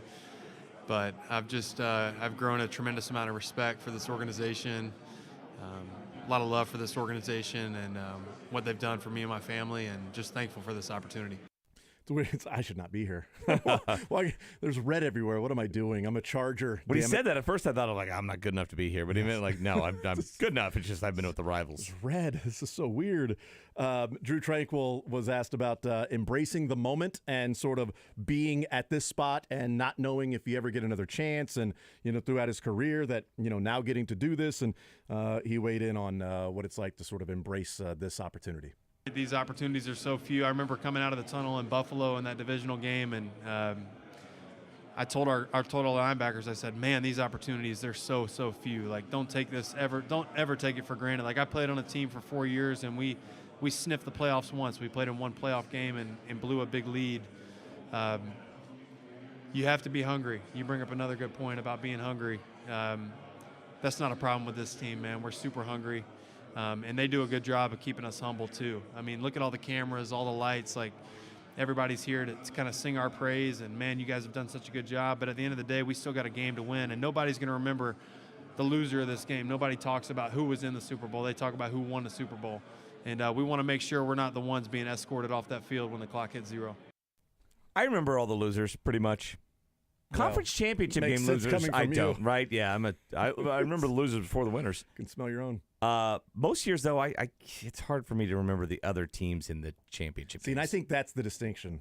Is the conference championship? This is the Final Four, basically. That's the equivalent. You make the Final Four. Yeah. People remember the Final Fours. But the conference championship game, it's like you don't win that one, you get nothing. When they told me O'Menahue had been on the 49ers who had lost the championship game the last 2 years, I'm like, okay, I'll take your word for it. Yeah. No, I think I remember. Yeah, I remember one of those games. Yeah, I remember that. Yeah.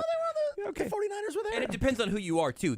We will remember, the Lions, they weren't in an NFC championship game because Detroit made it. The Niners have gotten there a few times, have gotten further a few times. It doesn't mean anything to the Chiefs, obviously. I think I'm a couple years away from me going, oh, that's right, that was the championship game the Lions blew against the 49ers. Was that the championship game or the division? No, that was the championship. You're right, that was the championship game. I'm a couple years away from that already. We'll get there. We will get there. I am not going to just count it up and nope, definitely I'm going to remember the Lions were in the AFC or the NFC championship game. No, I just, was that their second? Because as I was talking to Cynthia, I was like, Brock Purdy used his legs and was running around, and maybe that was a surprise to the Lions because he did it in the second half and gained almost 60 yards on the ground in the second half. And, the Lions, they go up against Baker Mayfield the week before, and then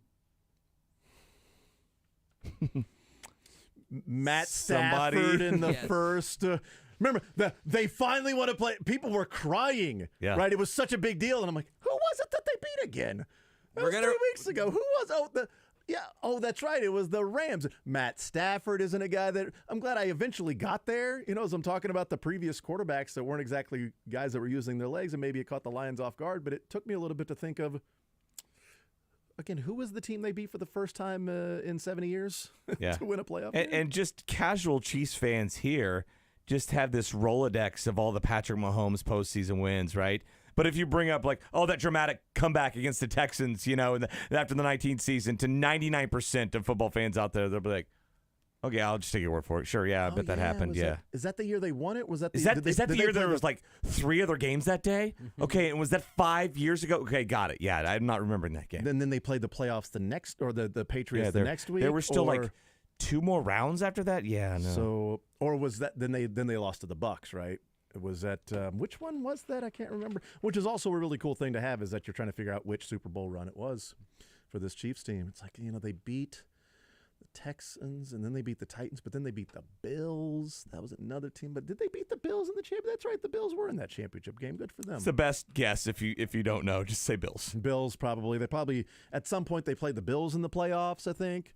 We were talking about the other day that who was it? That I think it was Adam Teicher or Matt Verderam. Somebody was talking about the Bills being like a divisional opponent. I'm like, in the last 4 years, they've played the Bills 7 times. Yeah, almost 8, which would be 8 with the division. Yep, I looked that up too. Yeah, 7 times. 7 times in the last 4 years. It's a divisional game for this team, pretty much. Play them in the regular season, play them in the postseason. And now it's shifting, right, to where the Chiefs are going to have to go more toward to Buffalo in the regular season, just kind of how the divisions line up and the rotations there. Yeah, and now we know they're not afraid of going to Buffalo in the postseason, or Baltimore, or Vegas, or wherever in the postseason. So yeah, I think there's only a few plays. I mean, Ukraine, I'd be afraid to go play right now for them to go play right probably. now. Yeah, At this point, the Bahamas apparently. Wouldn't want to go there right now. I mean, Middle Eastern places, war.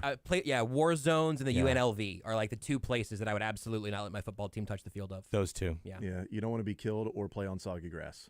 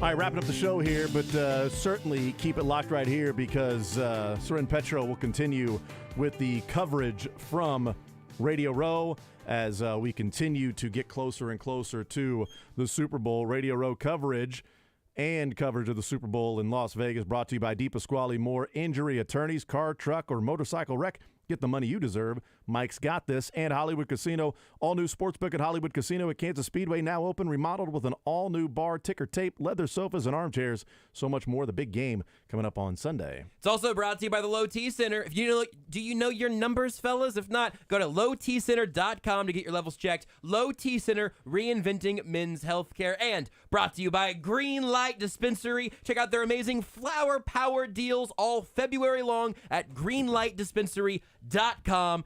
February flower power deals, greenlightdispensary.com. There we go. As we wrap things up, we heard from Cynthia Freeland, Andy Reid, Patrick Mahomes, Travis Kelce, Felix and Udike Uzama, Joe Cullen, Steve Spagnuolo, Drew Tranquil, Justin Reed, Javon Hargrave, throughout the and Mick Schaefer. Is that all? Throughout the show today. And Todd Lebo talking to a number of those particular individuals. So there you go. And we also gave our thoughts about how we hope that Joe Cullen is not successful after the Super Bowl's over. We hope that nobody wants Joe Cullen in their life. Cheer against the advancement of his career. That's right. Cheer, hoping that he has hit the glass ceiling. Yeah, for his career. Unless it's Spags retiring, and maybe he's DC, APC. Hey, Andy Reid and Travis Kelce retiring, I could deal with. But Spags? You watch your mouth, Mick. That's Spagnuolo you're talking about. Spagnolia I'm talking about. Spagnolia. Steel Spagnolia. That's right. In Spagnolios we trust, man. I had those for breakfast this morning. I haven't gotten my shirt yet. Did you order it? I sure did. It's Wednesday. Do you get it with pancakes? I wish.